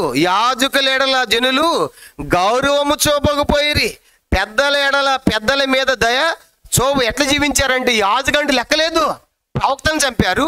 యాజకంటే లెక్క లేకుండా గౌరవం లేకుండా జీవించారు. మీ మధ్య యాజకత్వం చేస్తే యాజకులు అంటే ఎవరు? నేను ఏర్పడిన ప్రజలు కాదు, నా యాజకులు నా సేవకులు కాదు. యాజకులు అంటే గౌరవం లేదు, ప్రవక్తలు అయితే రక్తాన్ని చిందించారు. కాబట్టి ఈరోజు మీకు ఇలాంటి పరిస్థితి. ఇంకా గమనించామంటే 20వ వచనం, 20 చూడండి, మాకు నాసికారంధ్రముల ఊపిరి వంటి వాడు, యెహోవా చేత అభిషేకం నొందిన వాడు, తాను తవ్విన గుంటలో పట్టబడింది. కాబట్టి వాళ్ళు చేసినంతా కూడా పాపం అంతా వాళ్ళని పట్టబడిందండి. కాబట్టి ఇప్పుడు లోపల ఎలాంటి పరిస్థితి ఉందని చెప్పండి. లోపల ఎలా ఉందంటే వాళ్ళకి తాగటానికి నీళ్ళు లేవు, తినడానికి ఆహారం లేదు. కనుక వాళ్ళ దేహాలు వాళ్ళ చర్మానికి ఎముకలు అంటుకొని పోయినాయి, నల్లగా బొగ్గులాగా అయిపోయారు, కర్రలాగా అయిపోయి ఎవరు గుర్తుపట్టలేకపోతున్నారు. పిల్లల్ని వండు తింటున్నారు. కారణం ఏంటంటే ప్రవక్తల రక్తాన్ని చిందించారు, వాళ్ళు ప్రవక్తలను చంపారు. కనుక ఎంతమంది ప్రవక్తలను చంపారు. కనుక అందుకే యేసుప్రభువు అంటాడు, కనుక కొత్త నిబంధనలు కూడా యెరూషలేమా ఎన్నోసార్లు నిన్ను అక్కని చేర్చు అనుకున్నావు, నీ ఎదుగు పంపని ప్రవక్త రాళ్లతో కొట్టి చంపావు. కాబట్టి ఒట్టికి పోయిద్ది ఆ తప్పులన్నీ కూడా. యాజకుల గౌరవం లేకుండా జీవించారు. కాబట్టి ఈరోజు మీకు ఈ పరిస్థితి అని చెప్పేసి ఇలాంటి భయంకరమైన సిచ్యువేషన్ అంతా కూడా ఇదంతా ఎక్కడ చెప్పండి, ఇదంతా లోపల యోధా దేశంలో 14 నెలలు ముట్టడి దెబ్బ కడతా ఉంటే లోపల పరిస్థితి ఇలా ఉంది. ఇప్పుడు ఏం జరిగిందంటే మళ్ళీ 2వ రాజులు విలాపాకాలను చదవండి, ఇవన్నీ కూడా అప్పుడు జరిగిన సంగతులు. మన సమయం లేదు కాబట్టి 2వ రాజులు 25వ అధ్యాయం, 2వ రాజులు 25వ అధ్యాయం చూడండి. కరువు అంటే ఏమైపోయిందంట? కరువు, దేశంలో కరువు, క్షామము. కనుక 3వ వచనం, 2 రాజులు 25వ అధ్యాయము 3వ వచనం, 4వ నెల 9వ దినమందు పట్టణములో క్షామము అఘోరమాయను. ఘోరం కాదు, అఘోరము, వర్ణించలేకపోతున్నాం. పిల్లలు తీరేదాకా వచ్చిన పరిస్థితి. దేశపు జనులకు ఆహారము లేకపోయినా, ఆహారం లేక పిల్లల్ని తింటున్నారు. ఇప్పుడు 4వ వచనం, కల్దీల పట్టణ ప్రాకారం పడగొట్టగా, కల్దీలు ఏం చేశారంటే ఆ 14 నెలలు అయిపోయిన తర్వాత ఏం పడగొడుతున్నారంట? పట్టణం యొక్క ప్రాకారాలు, ఆ సైన్యాలు 14 నెలల తర్వాత ఆ ప్రాకారాలు పడగొడుతున్నారు. పడగొట్టగా సైనికులు రాత్రి యందు ఆ రాజు తోట దగ్గర 2 గోడల మధ్యనున్న ద్వారపు మార్గమున పారిపోయిరి. కాబట్టి రాజంట ఎప్పుడైతే ఆ ప్రాకారాలు పడగొడతా ఉన్నారో, ఆ ప్రాకారాలు పడగొడతా ఉంటే రాజు ఏం చేశాడంట? ఆ పట్టణపు ద్వారం అంట కనుక పారిపోయారు. కనుక రాజులకి ఎలా ఉంటాయంటే, ఇప్పుడు హమాస్ వస్తున్నాం కదా, హమాస్ వాళ్ళకి లోపల సొరంగాలు ఉన్నాయి, వాళ్ళు తప్పించుకోవడానికి వాళ్ళకి వేరే దారులు ఉంటాయి. రాజులు కూడా ఎలా ఉన్నాయంటే, రాజులకు కూడా పూర్వ దినాల్లో లోపల తన స్థితిని పెట్టుకోవడానికి వాళ్ళకు గుహలు. కనుక ఇప్పుడు మనం గుహలు చూస్తూ ఉంటాం, కొన్ని గుహలు, సొరంగాలని రాజులు ఏం చేసేవాళ్ళు? శత్రువులు వచ్చినప్పుడు దాంట్లో తప్పించుకొని ఇక్కడ నుంచి ఇంకో ప్రాంతానికి పారిపోవడానికి దారులు అన్నమాట. ఇప్పుడు అట్లా ఇప్పుడు ఈ రాజు కూడా ఏం చేశాడంటే, సిద్కియా కూడా పారిపోతుందా అంట. పారిపోతుంది ఏం చేశారు చూడండి, 5వ వచనం, పారిపోయారు. 5వ వచనం, అయితే కల్దీయులు పట్టణము చుట్టూ ఉండగా రాజు మైదానమునకు పోవు మార్గమున వెళ్ళిపోయిను. కల్దీల సైన్యము రాజును తరిమి అతని సైన్యం అతనికి దూరముగా చెదరిపోయినందున ఎరుకో మైదానం ముందు అతన్ని పట్టుకొనిరి. పరిగెత్తాడు. కనుక పరిగెత్తగానే ఏం చేశారంటే, ఈ సైన్యాలపై మొట్టమొదటి ఎవరు పట్టుకున్నారంట? ఏ రాజును చెప్పండి? ఏ రాజు? సిద్కియా రాజును. కనుక దేశాన్ని జయించడం అంటే మొట్టమొదటి ఎవరిని పట్టుకోవాలి? ఈ ప్రజల్ని కాదు, ఎవరు? మొట్టమొదట రాజును పట్టుకోవాలి. వాడిని పట్టుకుంటే దేశమంతా లొంగిపోయినట్టు. కానీ ఇప్పుడు సిద్కియాని పట్టుకున్నారు. కాబట్టి పారిపోతూ ఉంటే మెరుకో మైదానం దాకా పారిపోయాడు తప్పించుకొని. ఎందుకై సిద్కియా నీకు ఈ గతి? ఎందుకు ఈ పరిస్థితి నీకు? దేవుడు చెప్పాడుగా ముందే, వాడికి రక్తం ఒలిగిస్తాడు, కటకం చంపుదని చెప్పాడు కదా. సరెండర్ అయిపోయి ఎంత బాగుండు. కానీ ఇప్పుడు అపహాసం చేస్తారని చెప్పి యుగోగిపోయావు కదా. కనుక అపహాసం చేస్తారని చెప్పేసి తగ్గించుకోలేకపోయావు కదా. కానీ ఇప్పుడు ఎలాంటి పరిస్థితి అంటే, ఆహారం లేకుండా జనులు ఒకరికొకరు తినేదాని పరిస్థితి తీసుకొచ్చావు. నువ్వు పారిపోతున్నావు. పట్టుకొని ఆ ఎరుకో మైదానం దొరికాడు, పట్టుకొచ్చారు. పట్టుకొచ్చిన తర్వాత రాజు ఏం చేస్తున్నాడంటే చూడండి, 2 రాజులు 25వ అధ్యాయం 6వ వచనం, వారు రాజును పట్టుకొని రిబ్లా పట్టణం మందున్న బబులోను రాజు వద్దకు తీసుకొని పోయినప్పుడు రాజు అతనికి శిక్ష విధించాను. కాబట్టి ఇప్పుడు పట్టుకొచ్చారండి. రాజు పట్టుకొచ్చిన తర్వాత ఏం చేశాడు? రాజు అతను ఏం చేస్తాడు? అతనికి శిక్ష విధించాడు. ఏమి శిక్ష అంట చూడండి, ఏమి శిక్ష? 7వ వచనం, సిద్కియా చూచుండగా వారు అతని కుమారులను చంపి. చాలండి, చూడండి, అందరూ ఆపి చూడాలి. సిద్కియాని పట్టుకొచ్చారు. సిద్కియాని పట్టుకొచ్చి కూర్చోబెట్టి, సిద్కియా పిల్లెవరు రాజు పిల్లెవరు అనగానే తీసుకొచ్చారు, పట్టుకొచ్చారు. సిద్కియా చూస్తూ ఉండగానే ఆయన పిల్లల్ని ఏం చేస్తాను? నెప్పుకొనేదురు. ఎట్లా ఉందో ఊహించండి. ఒక తల్లిగా మొన్న మా పాపకి డెంగీ ఫీవర్ వచ్చి హాస్పిటల్లో ఆ బ్లడ్ తీస్తూ ఉంటే ఆ పాప గట్టిగా పట్టుకున్నాను, డాడీ అంటా ఉంటే ప్రాణం అంతా తరుక్కుపోయి అనిపిస్తుంది. మార్నింగ్ బ్లడ్ తీయాలి, సాయంకాలం 2 పూటలు టెస్టులు తీస్తూ ఉంటే ఆ సూది పొడుస్తూ ఉంటేనే పిల్ల కేకలకి మన ప్రాణం అంతా తలదిల్లిపోతూ ఉంటుంది ఒక తండ్రిగా, తల్లిగా. కానీ పిల్లని చంపడం అంటే, కత్తితో నీ పిల్లని చంపుతాడు ఎదురుగా. అయ్యా వద్దు నన్ను చంపాను నువ్వు. అలాంటి పరిస్థితి వచ్చింది సిద్కియాకి ఇప్పుడు. కనుక సిద్కియా చూస్తూ ఉండగానే తన పిల్లని చంపిస్తూ ఉన్నాడు. ఎవరు? నెబుకద్నెజరు. తన పిల్లల చావు కన్నులారా చూస్తున్నాడు. అంత మాత్రమే కాదండి, ఏం జరిగింది? 7వ వచనం, సిద్కియా కన్నులు ఓడదీయించి ఇత్తడి సంఖ్యలతో అతన్ని బంధించి బబులోను పట్టణముకు తీసుకొని పోయాను. కానీ ఇప్పుడు సిద్కియా చూశాడు కదా, నీ పిల్లల చావు చూశావు కదా, అలా చంపించిన తర్వాత ఇతని కళ్ళు కూడా పీకేశాడు. ఎవరి కళ్ళు? సిద్కియా కళ్ళు అంధుడైపోయాడు, గుడ్డివాడైపోయాడు. చేతికి సంకెళ్ళు వేసి తీసుకెళ్ళాడంట, బబులోను తీసుకెళ్ళాడు. ఇంతే కాదు, ఇంకేం జరిగిందంట చూడండి. ఇంకోటి 2 దినవృత్తాంతములు 2వ దినవృత్తాంతాలు, అక్కడ ఇంకో మాట రాయబండి. 2 దినవృత్తాంతాలు 36వ అధ్యాయం, 2 దినవృత్తాంతములు 36వ అధ్యాయము 17వ వచనం కూడా చదువుదాం. అతడు పట్టణం లోపలికి వచ్చి రాజును పట్టుకొని వచ్చిన తర్వాత రాజు పిల్లల్ని చంపించాడు సిద్కియా ముందే. తర్వాత సిద్కియా కన్నులు ఓడదీయించాడు, అతను పట్టుకున్నాడు, సంఖ్యలు వేశాడు. కనుక ఇత్తడి సంఖ్యలు తర్వాత ఇంకేం చేశాడంట ఆ దేశంలో? 17వ వచనం, 2 దినవృత్తాంతములు 36:17 చదవండి. ఆయన వారి మీద కల్దీయ రాజును రప్పింపగా అతడు వారికి పరిశుద్ధ స్థలముగా నున్న మందిరములోనే వారి యవనులను ఖడ్గము చేత సంహరించెను. దొరికి యవనస్తులను చంపిస్తాడు. ముందు యవనస్తులను చంపండి అనగానే యవనస్తులు అందరిని చంపేస్తున్నారు. కనుక ఇంకేం జరిగిందంటే అతడు యవనులు ఎందైనను, యువతలు ఎందైనను, ముసలివారు ఎందైనను, నెరసిన వెంట్రుకల వారు ఎందైనను కనికరింపలేదు. దేవుడు వారందరినీ అతని చేతికి అప్పగించెను. చూసారు ఇప్పుడు ఏం జరిగిందంటే ఆ నెబుకద్నెజరు యవనస్తులని యవనరాండ్లని చూడలేదంట. అంత మాత్రమే కాదు, యవనస్తులని యవనరాండ్లని కాకుండా ముసలి వాళ్ళని లేదు, పిల్లలని లేకుండా దొరికిన వాళ్ళు దొరికినట్లుగా మన హమాస్ వాళ్ళు అది చేశారు కదా, యువత ఇస్రాయేల్ దేశం పోయి చేసి చెప్పండి. ఎవరు దొరికితే వాళ్ళు మొట్టమొదట కాల్ చేశారు. 1400 మంది, దాదాపుగా 1200 మంది అంట. కాబట్టి ఎవరు దొరికితే వాళ్ళని. కనుక ఇప్పుడు నెబుకద్నెజరు వచ్చిన తర్వాత యవనులని లేదు, యవనరాండ్లని లేదు, వృద్ధులని లేదు. కనుక మొత్తాన్ని బీభత్సం సృష్టించాడు, అగ్నితో కాల్చివేశాడు యెరూషలేము అంతా కూడా. కాబట్టి ఇంత భయంకరమైన పరిస్థితికి కారణం ఎవరు చెప్పండి? దానికి కారకుడు స్థితికి చెప్పాడు ముందే. కాబట్టి అలాగ జరిగింది. కాబట్టి ఇలాంటి వచ్చిన తర్వాత అవన్నీ వాళ్ళందరూ సంహరించి యవనస్తులను యవనరాండ్లను వృద్ధులను పిల్లలను చంపేసిన తర్వాత ఆ బతుకున్నటువంటి వారిని బందీలుగా తీసుకొని పోతున్నాడు. ఎక్కడికి? బబులోను దేశం. అటు ఇంతటితో ఇప్పుడు వెళ్ళిపోతే ఏం చేశాడంటే కొంతమంది పేదవారు మాత్రం ఉన్నారు. కనుక పేదలు అలాంటి వారిని వదిలేసి మీరు వ్యవసాయం చేసుకోండి అని చెప్పేసి ఆ పేదవారిని వదిలేస్తాడు. అక్కడ యోధా దేశంలో వదిలేసి గెదల్లి అనేటువంటి ఒక వ్యక్తిని ఏం చేస్తాడంటే రాజేం కాదు, ఒక అధిపతిగా పెట్టి ఉన్న వాళ్ళకి నువ్వు అధిపతిగా ఉండి ఈ పేదవాళ్ళకి అధిపతిగా ఉండని చెప్పేసి ఆ గెదల్ని పెట్టి మిగతా వాళ్ళందరినీ బతుకున్న వాళ్ళు ఏం చేశాడు? బందీలుగా ఎక్కడ తీసుకెళ్ళారు చెప్పండి? ఇప్పుడు వాళ్ళు బబులోనికి వెళ్ళిపోయారు. అప్పుడు ఇర్మియాని కూడా పిలిచి అడుగుతాడు. కనుక ఇప్పుడు ఇర్మియా ఎక్కడున్నాడు? ఇదంతా జరుగుతున్నాడు. ఇర్మియా ఎక్కడున్నాడు? జైల్లోనే ఉన్నాడు, చెరసాలో ఉన్నాడు. ఇప్పుడు ఇర్మియాని బయట తీసుకొచ్చి, ఇర్మియా నువ్వేం చేస్తావు చెప్పు, నువ్వు మాతో పాటు బబులోనికి వస్తావంటే రా, వస్తే మంచిదని నేను మంచిగా చూసుకుంటాను. ఇర్మియా గ్రంథం 40వ అధ్యాయం ఒక మాట చదువుదాము అని చెప్తున్నాడు. ఇర్మియాతో మాట్లాడుతున్నాడు. నువ్వు నాతో వస్తా అంటే నువ్వు మాతో రావచ్చు, నిన్ను బాగా చూసుకుంటాం. నెబుకద్నెజరు ఇర్మియాని ఏం చేయాల? ఇర్మియా గ్రంథం 40వ అధ్యాయం, ఇర్మియా గ్రంథం 40వ అధ్యాయం మొదటి నుంచి. ఇర్మియా గ్రంథం ఈరోజు ముగిచ్చేస్తున్నాం కాబట్టి ఈ 2-3 వచనాలు చెప్పి క్లోజ్ చేస్తాం. ఇర్మియా గ్రంథము 40వ అధ్యాయం మొదటి నుంచి. ఇర్మియా గ్రంథం 40వ అధ్యాయం మొదటి నుంచి. రాజ దేహ సంరక్షణ అధిపతి అయిన నెబూజరదాను యెరూషలేము నుండి యోధాలో నుండి బబులోనుకు చెరగా కొనిపోబడిన బందీ జనంలో నుండి సంఖ్యల చేత కట్టబడి ఉన్న ఇర్మియాను తీసుకొని రామాలో నుండి పంపివేయగా యెహోవా యొద్ద నుండి అతనికి ప్రత్యక్షమైన వాక్కు, రాజదేకుల సంరక్షణ అధిపతి ఇర్మియాను అవతలకు తీసుకుని పోయి అతనితో ఇలాగ మాట్లాడను. ఈ స్థలమునకు నేను కీడు చేసేదని నీ దేవుడు యెహోవా ప్రకటించను కదా. నువ్వు చెప్పావు కదా, ఇర్మియా చెప్పావు కదా. తాను చెప్పిన ప్రకారం యెహోవా దాన్ని రప్పించి చేయించెను.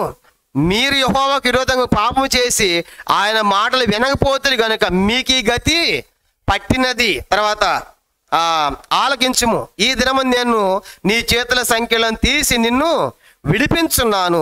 నాతో కూడా బబులోనికి వచ్చితే మంచిదాన్ని నీకు తోచినట్లా రా, నేను నిన్ను భద్రంగా కాపాడతా. అయితే బబులోనుకు నాతో కూడా వచ్చిన మంచిది కాదని నువ్వు అనుకున్నావు అనుకో, రావద్దు. దేశం అంతా నీకేమీ అడ్డం లేదు. నీవెక్కడికి వెళ్ళి నీ దృష్టికి అనుకూలంగా ఎక్కడికి వెళ్ళేది మంచిదో, నీకేమంత వచ్చిద్దో అక్కడికే వెళ్ళు అని చెప్తున్నాడు. ఇంకను అతడు తిరిగి వెళ్ళక తడవ చేయగా రాజ్య సంరక్షణ అధిపతి అతను ఇలాగ చెప్పాను. బబులోను రాజు షాపాను కుమారుడైన అహికాము కుమారుడు గెదల్యాను యోధా పట్టణముల మీద నియమించున్నాడు.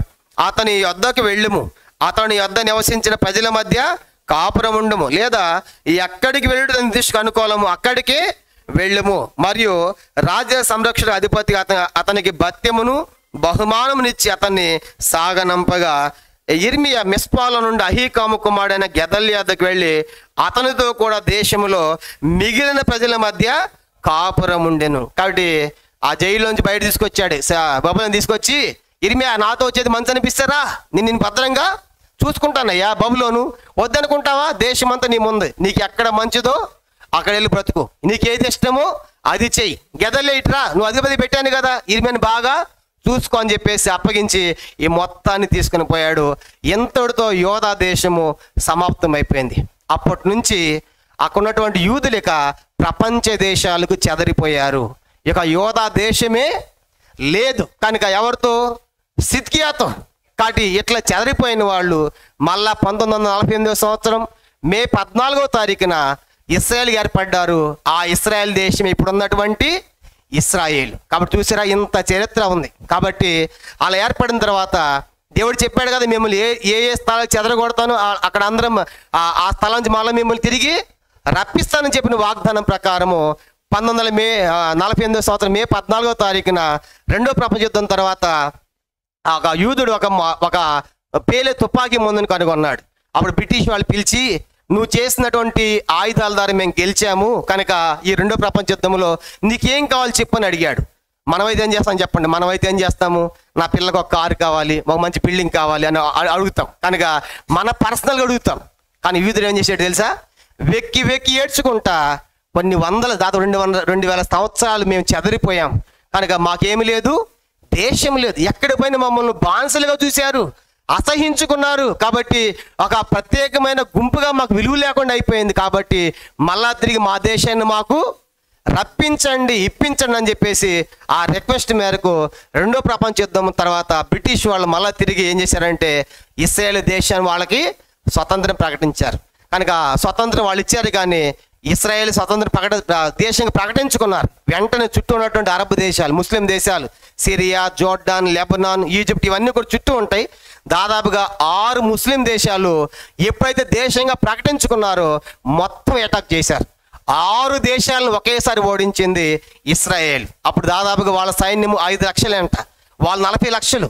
అంత సైన్యాన్ని మళ్ళీ వాళ్ళు ఓడించి ఇప్పుడు అది నిలబడ్డారు. ఇప్పుడు కూడా మనం చూసామంటే చాలా చిన్న దేశం ప్రపంచంలో, కానీ 4వ స్థానంలో ఉంది సైనిక పరంగా. కారణం ఏంటంటే దేవుడు వాళ్ళు ఎక్కడ చెదిరిపోయినా వాళ్ళ ధర్మశాస్త్రాన్ని మర్చిపోలేదు. కాబట్టి అందుకే ఇప్పుడు వాళ్ళు ఏమంటారంటే, ఈ భూమి దేవుడు మా పితరుని అబ్రహాంకి ఇచ్చినటువంటి ల్యాండ్ ఇది, కాబట్టి ఇది పాలు తేనెలు ప్రవహించే దేశం కనుక కరువు ఉండని దేశం. అందుకే చూడండి, ప్రపంచంలో ఇప్పుడు ఒక విధంగా ప్రపంచం అంతా కూడా యూదులే ఏలుతున్నారు కనుక ప్రపంచం అంతా కూడా ఇశ్రాయేల్ ఏలుతుంది. వాళ్ళు కానీ ఇశ్రాయేల్ లేకపోతే ప్రపంచమే లేదు. ఎందుకంటే చెప్పంటారా, మనం వాడే ఫోన్ వాళ్ళే, మనం వాడే ల్యాప్టాప్ వాళ్ళే. కాబట్టి ప్రతి దానికి కూడా దానికి మూలాలు ఎక్కడున్నాయి? ఇశ్రాయేల్లో ఉన్నాయి. వాళ్ళని బ్లాక్ చేశారనుకోండి, ఒక్కసారి ఫోన్లన్నీ బ్లాక్ చేస్తే, కంప్యూటర్లు బ్లాక్ చేసి ఎక్కడ ఆఫీసులు ఎక్కడ పనిచేస్తారు? కాబట్టి అన్ని రంగాల్లో కూడా వాళ్ళు ఇశ్రాయేలే ప్రథమ స్థానంలో ఉన్నారు. అందుకే ప్రపంచ దేశాలన్నిటి కూడా శత్రువులు ఎందుకు వణుకు పుడుతుందంటే ఆ దేశాలు దేవుడు చెప్పాడు, నేను తలగా ఉంచుతాను. కానీ ఇన్ని తప్పులు చేసిన దేవుడు వారికి ఇచ్చిన ఆ ఆదికి ఎంత గొప్పదో చూడండి. కాబట్టి అందుకే ప్రపంచంలో ఏ మూలన్నా సరే వాళ్ళు పై స్థానంలోనే ఉన్నారు కనుక ఉన్నతమైన స్థానంలోనే ఉన్నారు. కాబట్టి వాళ్ళ టెక్నాలజీ ఏంటి కనుక ఇప్పుడు ఆ వ్యవసాయ రంగంలో కనుక అసలు ఇశ్రాయేల్ దేశంలో మనలాగా నదులు లేవు, కాలువలు లేవు, చెరువులు లేవు, తవ్వితే కూడా నీళ్ళు రావు, సముద్రపు నీళ్ళు. అలాంటిది మంచినీటిగా మార్చి ఎడార్లు పండిస్తున్నారు పంటలు. ఆ పంటలు ఎలా పండిస్తున్నారంటే వాళ్ళకి మిగిలిపోయి ప్రపంచ దేశాలకు ఎగుమతి చేస్తున్నారు. మనకి ఇన్ని సముద్రాలు ఇన్ని నదులు మనకు అన్ని కరువులే చూసారా. కనుక వాళ్ళు సముద్రపు నీటిని మంచినీటిగా మార్చి వ్యవసాయం చేసి ఇతర దేశాలకు ఎక్స్పోర్ట్ చేస్తున్నారు. ఆ మధ్య మోదీ కూడా కాశ్మీర్ పిలిపించారు ఇజ్రాయెల్ టీంని. ఇక్కడ కూడా మాకేం చేయాలి, ఆ వ్యవసాయం గురించి మా వాళ్ళు కూడా నేర్పించండి అని చెప్పేసి కొంతమంది టీం తీసుకొచ్చారు. ఇట్లా వ్యవసాయ రంగమే కాదు, మరి ఇక మనం చూసామంటే ఇంకా ఆ సైనిక పరంగా కూడా చూస్తే కూడా ఇశ్రాయేల్ ప్రతి స్త్రీ కూడా 2 సంవత్సరాలు కనీసము ఏం చేయాలి, సైన్యంలో ఆ పని చేయాలి. అంటే యుద్ధం వస్తే అందరికీ యుద్ధం వచ్చు ఇశ్రాయేల్ దేశంలో. ప్రధానమంత్రి మొదలుకొని మన ఇప్పుడు నెతన్యాహు ఉన్నాడు కదా ఇప్పుడు కనుక ప్రధానిగా, దానికంటే ముందు నెఫ్తాలి బెన్నెట్ ఉన్నాడు. మన యుద్ధం వస్తే ఆయన కూడా వేసుకుంటాడు యుద్ధం కనుక యుద్ధాయుధాలు వేసుకుని డ్రెస్సులు వేసుకుని కనబెట్టుకుని పోతున్నాడు. కాబట్టి ప్రధాని పోవాలి, మంత్రి పోవాలి యుద్ధం వస్తే. కాబట్టి ప్రతి ఒక్కడు కూడా దేశానికి ఏం చేయాలి, సేవ చేయాలి. కనుక అలా ఉంది ఇశ్రాయేల్లోనే. కనుక స్త్రీలు కూడా సైన్యంలో పనిచేసేవాడు. ఇలా ఒకటి కాదు వాళ్ళ గురించి చెప్పామంటే ఎన్నో రంగాల్లో వాళ్ళు ప్రథమ స్థానంలో ఉన్నారు. ఒక మాటలో చెప్పాలంటే ప్రపంచం అంతా వాళ్ళు స్తంభింప చేయగలరు, అంత కెపాసిటీ ఉంది వాళ్ళ దగ్గర. అన్నిటికీ ప్రపంచంలో ప్రతి దానికి మూలం ఎక్కడంటే ఇశ్రాయేలే. కాబట్టి కారణం ఏంటంటే, ఓ ఇశ్రాయేల్ నీ భాగ్యము ఎంత గొప్పది, యెహోవా రక్షించి నిన్ను పోలిన వాడు ఎవడు? కాబట్టి దేవుడు యేసులో చెప్పాడు, ఆ అంజూరపు చెట్టు చిగురిస్తున్నప్పుడు మీరు ఉపమానము నేర్చుకుని ఏంటంటే, ఆ అంజూరపు ఎప్పుడైతే చిగురిస్తూ ఉందో కనుక అప్పుడు నేను సమీపమైన ద్వారం దగ్గరనే నిలిచి ఉన్నాను. అంటే ఆ ఇశ్రాయేలు యొక్క డెవలప్మెంట్ ప్రభు యొక్క రాకడకు ఒక సూచన. కాబట్టి ఇవన్నీ చూస్తున్నప్పుడు ఇశ్రాయేలు యొక్క టెక్నాలజీ మనం చూస్తున్నప్పుడు ప్రభు రాకడ చాలా దగ్గరగా ఉంది అనే విషయాలు మనకు మరుగుపడుతున్నాయి. కాబట్టి దీంతో ఇక ఆ గెదల్లి అధిపతిగా ఉన్న తర్వాత అక్కడ ఉన్న వాళ్ళు గెదలను చంపేస్తారు ఆయన మీద పడి. మీ తర్వాత చదవండి ఇర్మీయా గ్రంథం 39-40 అధ్యాయాలు. ఆ తర్వాత ఏం జరిగిందో, ఆ గెదలను చంపేసిన తర్వాత అక్కడ ఉన్న వాళ్ళు పారిపోతారు. ఆ తర్వాత ప్రపంచ దేశాలకు యూదులందరూ వెళ్ళిపోయారు. ఇక నెమ్మదిగా రకరకాల సైన్యాలు డైనస్టీ వాళ్ళు పరిపాలించారు. కనుక ఆ తర్వాత నెమ్మదిగా అరబ్బులు ఆక్రమించారు. కనుక అదే అప్పుడు ఫిలిస్తీ అన్నారు, దాన్ని ఇప్పుడు పాలస్తీనాగా మార్చారు. కాబట్టి ఇప్పుడు గొడవ అదే అన్నమాట. కనుక వాళ్ళేమో మాదని వీళ్ళు పారిపోయిన తర్వాత వీళ్ళు ఏం చేశారు, వచ్చి దీన్ని ఆక్యుపై చేశారు.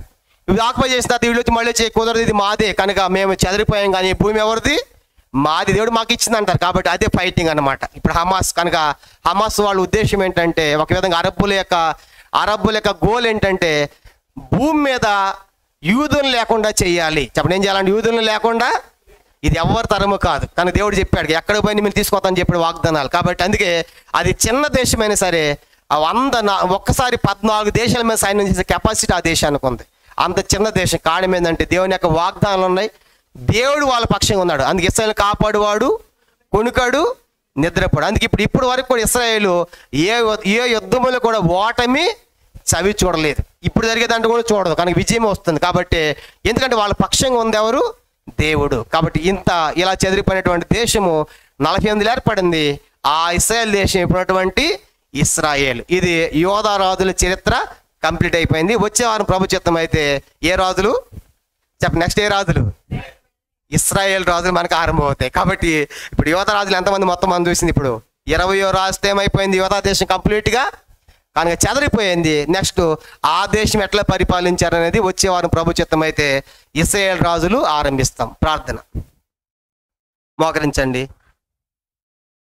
ప్రార్థన చేసుకుంటాం.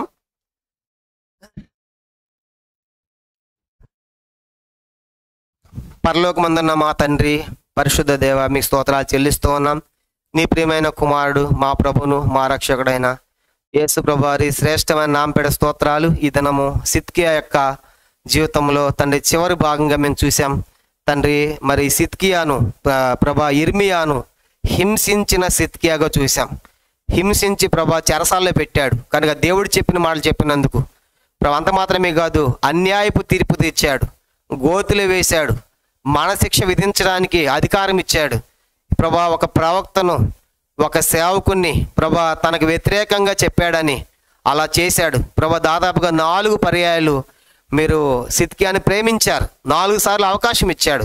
అవకాశం ఇచ్చి ఇర్మియాతో చెప్పించారు, మీరు లొంగిపోండి, దాసులైపోండి, సరెండర్ అయిపోయింది, అప్పుడే మీరు బతుకుతారు, క్షేమంగా ఉంటారు, లేకపోతే ఖడ్గము, క్షామము, కరువు వస్తుంది, తెగులు వస్తుందని చెప్పినప్పుడు కూడా సిద్కియా వినలేదు తండ్రి. 4 సార్లు అవకాశం ఇచ్చినప్పుడు కూడా సంభాషించిన, గద్దించిన, హెచ్చరించిన వినలేదు. కాబట్టి శిక్ష అమలు చేశారు. 14 నెలలు ముట్టడి దెబ్బ కట్టిన తర్వాత దేశంలో ప్రజలందరూ తండ్రి నీళ్లు లేకుండా అయిపోయింది. దప్పి చేత వారి నాలుగు అంటుకుపోయింది. ఆహారం అడితే అన్నం పెట్టడం లేదు. వారి దేహము నల్లగా బొగ్గులాగా అయిపోయింది, నల్లగా అయిపోయారు. వారి యొక్క చర్మము వారి ఎముకలుగా అంటుకొని పోయింది. కర్రలాగా అయిపోయింది. పిల్లల్ని వండుకు తింటున్నారు. ఈ గతి కారణం ఏంటి? వారు నీతిమంతుల ప్రవక్తల రక్తాన్ని చిందించారు. ఎంతమంది ప్రవక్తలను చంపారు వాళ్ళు, ఎంతమంది యాజకులను గౌరవంగా చూడలేదు వాళ్ళు. అందుకే ఈ గతి వాళ్ళకి పట్టిందని రాయబడింది. అలాగే సిద్కియా రావటము, నెబుకద్నెజరు రావటము, సిద్కియా ముందే ఆయన కన్నులు మరి అతని కుమారులు చంపించడము, అతని కన్నులన్నీ కూడా ఊడదీసి 2 కన్నులు కూడా సంఖ్యలతో బంధించి యవనస్తులను, యవనరాండ్లను, పిల్లలను, వృద్ధులను కనికరింపకుండా అందరిని వధించాడు. రక్తం ఏర్లై పారింది యోధాలో. అలా గెదలను నియమించి ఇర్మియాను నీ ఇష్టం వచ్చి నాకు బతకమని చెప్పి బత్తెమ్మ కూడా ఏర్పాటు చేసి మంచిగా చూసుకోమని చెప్పి ఇలా మరి నెబుకద్నెజరు తీసుకుని పోయాడు. ఇలాంటి పరిస్థితి అంతగా కారణము సిద్కియా. మా జీవితాల్లో కూడా ఈ దినం మీరు మాతో మాట్లాడారు. మీరు మాట్లాడినప్పుడు వెంటనే లొంగిపోతే మంచిది. మేము యుగోగిపోకూడదు. అపోసిస్తారేమో, ఏమనుకుంటారో, ప్రాణమే పోతున్నప్పుడు తగ్గించుకునే దానికి ఏమైంది? అలా చేయలేకపోయాడు. మమ్మల్ని దయతో క్షమించండి. మేము కూడా ఎన్నోసార్లు తిరుగుబాటు చేసిన వారు, నేను సంతోషపెట్టలేని స్థితిలో ఉన్నాం. ఇలాంటి కీడులు నష్టాలు తప్పించండి. మీరు మాతో వాక్యం ద్వారా, ప్రవక్తల ద్వారా, యాజకుల ద్వారా, పరిస్థితుల ద్వారా మాట్లాడుతున్నప్పుడే సరి చేసుకునేటువంటి మంచి మనసు మా అందరికీ దయచేయమని ఈ దినంతో యోధారాజుల చేత కంప్లీట్ చేశాం. మీ చేత మీద వచ్చే వారము ఇశ్రాయేలు రాజులు మొదలు పెట్ట సహాయపడమని వందనాలు చెల్లించుకుంటూ, ఈ రాత్రి ఎవరైతే ఈ చక్కని తిరుమల చేసుకున్నారో వారి తిరుమల స్థిరపరచి బలపరచమని, భవిష్యత్ సేవగా సిద్ధపరచమని యేసు ప్రభు నామమున ప్రార్థించి వేడుకొనిచున్నాము తండ్రి. ఆమేన్. మన తండ్రి అయిన దేవుని ప్రేమయు, కుమారుని యేసుక్రీస్తు వారి కృపయు, పరిశుద్ధాత్మక అన్యోన్య సహవాసము చేర్చిన మనకును, తను ప్రేమించు వారికి సకల పరిశుద్ధులకును ఇప్పుడు ఎల్లప్పుడూ సదాకాలము తోడై ఉండునుగాక. ఆమేన్.